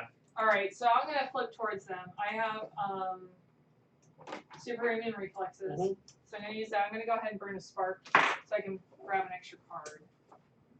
Which is So that's 2 cards from that, right? It's fine. No, but superhuman reflexes lets you burn a spark to draw a card. Yeah, but you get one for using a trait. This is why it's 2. Yeah. So draw 2. They can't see it No.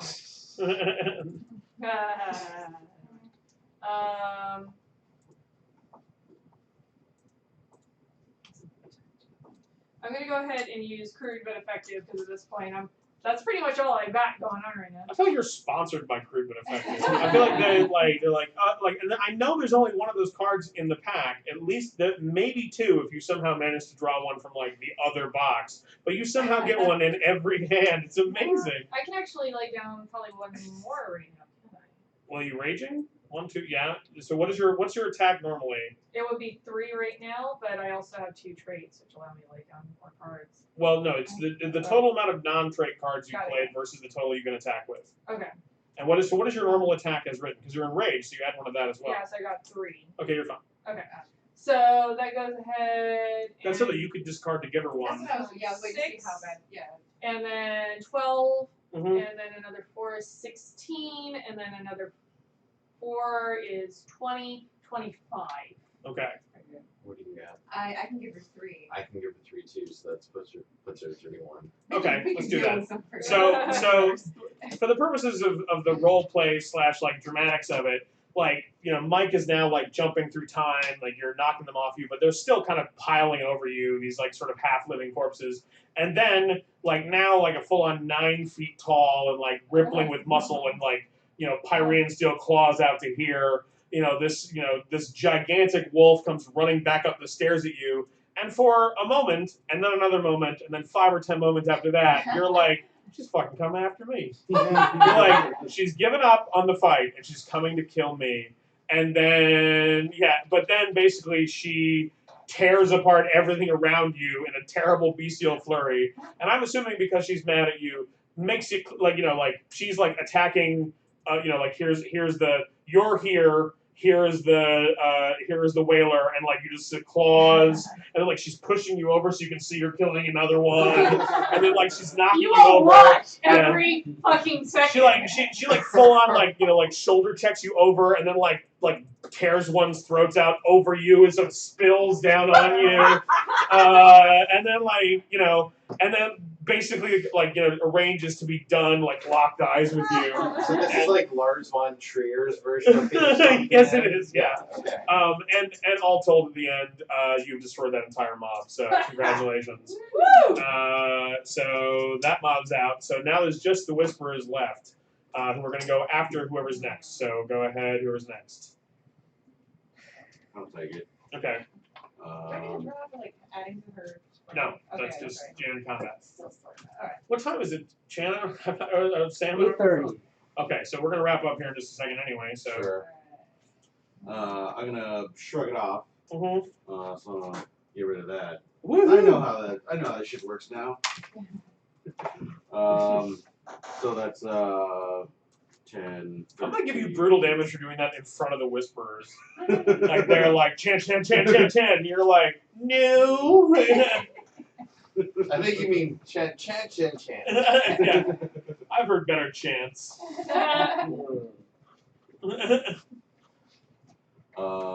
So 13. 13 brutal damage. Yeah. All right, that you definitely got them on the ropes, but they're not down. They're gonna go. They do 1 wound to you, and they put the chant in. They're gonna give the affliction to you. Drill it into your brain place. All right, and now it is your turn, Idalia. So there's the vault is there, and there's like the Whisper Gestalt is barely up.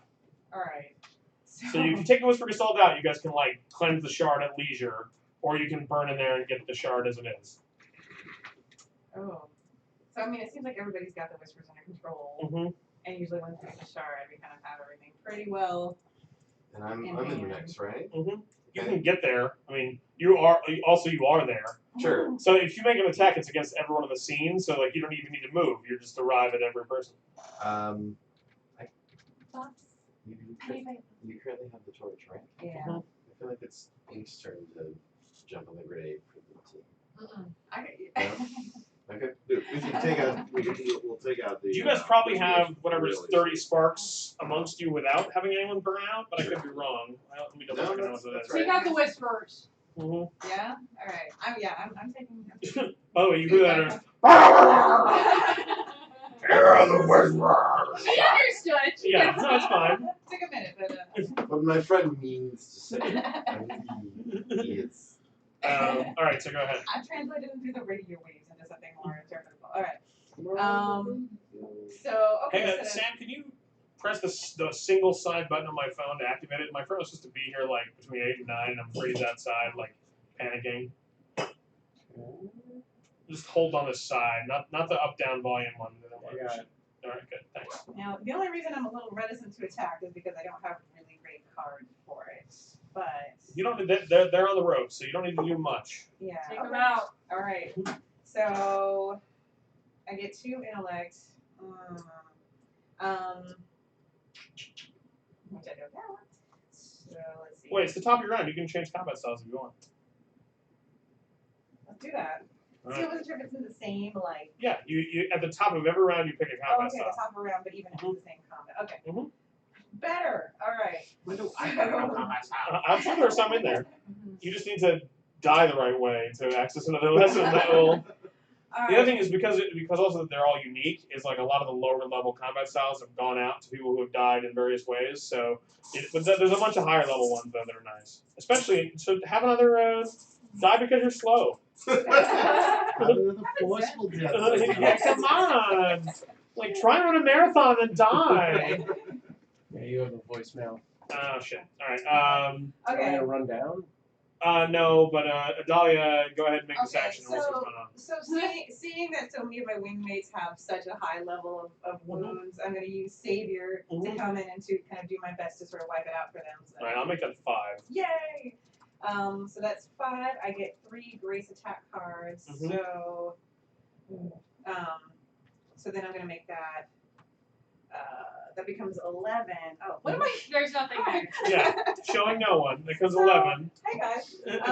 Okay. So that's 11, and that's what that's Okay. what I've got.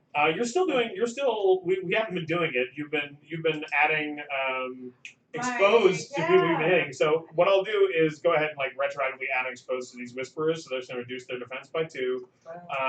And then I'll make this brutal damage as well. So you finish them off. So you basically like solar light them out of existence, and then the wing is free to live a life of religious fulfillment. So you Although so you still need to burn 25 sparks. yeah, Varya is not doing okay right now. She's very not okay right now. Well, do you want to like run off so you don't have any of your wingmates, or do you want to? No, I think she's gonna break into that vault because she can feel what's Okay. coming in and out of that. Mhm. I'll let you do it without having to spread. So you. Normally this is not my thing. I also have Death Wish in my hand right now. Oh, okay. Do you want to like if you get to the shard first, you can burn out on it, and then they can't stop I think you. considering everything she's gone through, this is worse than it's ever been for her before this. So normally she's not a burnout type of person, but she has gone to the absolute brink that she has ever gone to before. She's gonna grab that shard, and she's gonna be like, nope, done. How many is that? Okay, I'm gonna. By the way, I'm gonna give you the bitter death I know you saw and died for. But That's also, what I should do. I have to like keep like happy thoughts around you to like avoid this crap. but I mean, you have to like thinking about it Wait, really. Sax, how many is that? She's just had this 20. whole encounter with him, She needs and 3 all more. of this other stuff going on. If I give you 4, will that not actually burn her up? Do you want to? No, you can't push her back in. So you have to. You can give me 3 to so that it's. I mean, we don't want to have to make Idalia do it. Normally, I'm not the burnout sort, but considering everything that she had to go through in this encounter, this was the worst she's ever been to anybody else and to herself. She attacked a wingmate. She went out of control. She's out. So the high level bitters, by the way, back at like when you finally come out of the fire, they're like, attack somebody, it's fine, it's great. We've killed a wingmate, it's gonna go fine. So as Varya, But I feel like that is what she would end up Yeah. doing in this circumstance, because I don't see any other circumstance where she burned herself out, because everyone else is safe. Everyone can do whatever the fuck it is, but she has seen herself at the absolute worst she could ever be. Sounds so good. as she's running up and grabbing the shard to burn it out, Ink flit jumps and puts his arms around her and just says, "Wait, no, sorry." Ink runs up and jumps on her and says, Better line. I got. "I'm safe and swift." You're allowed that because you can control time. I like the night one because werewolf. When you like scream out. By the way, you're on her when that happens, so take a wound. You basically like full on incinerate out and like howl out on the way out, like scream howl out on the way out. They say they heard it in Tarika, which is like 600 miles away, but they definitely heard it in the capital in all of Mordenford, and a winter on Pyre is like. That'll give you a bitter death. That is a great success. For the first time ever, you guys retrieve this. So she burns out, and then like the shard falls on the ground. this shard fits with one of the other ones you have, and you realize that this is not so much like a separate chunk, but part of a tablet. It's part of the puzzle. Yep, and Don't look at me.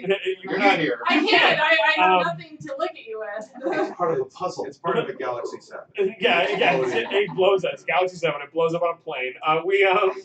We're gonna cut away from right here. We'll be back next week.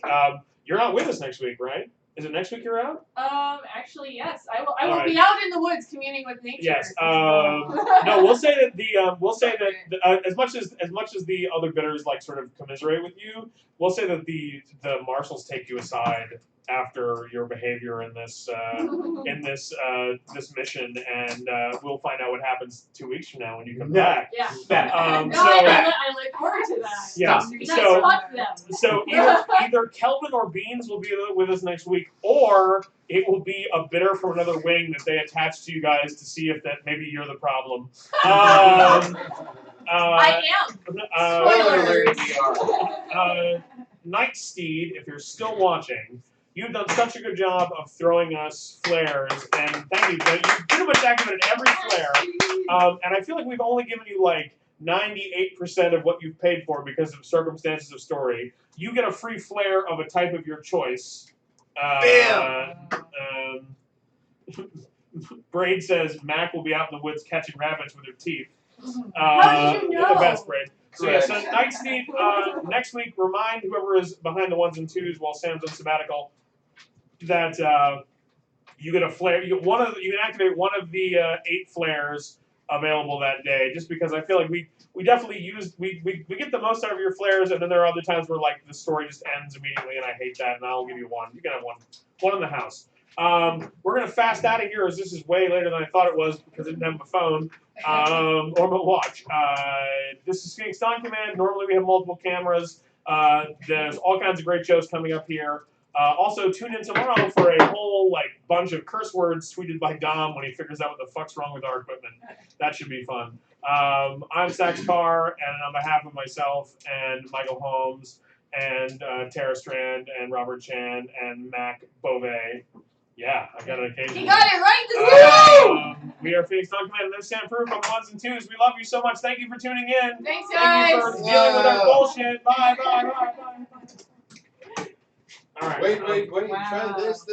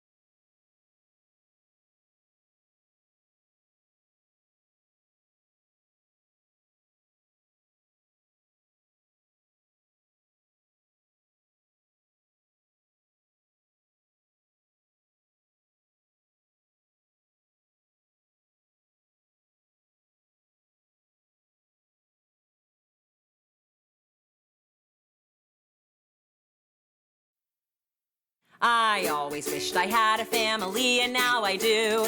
Barky's Brigade is here for me. We're here for you. See? Now I'll list the names of folks who make up our crew. It's Donovan, Atuska, Asher, Udo, and me too. Oh, Barky's Brigade.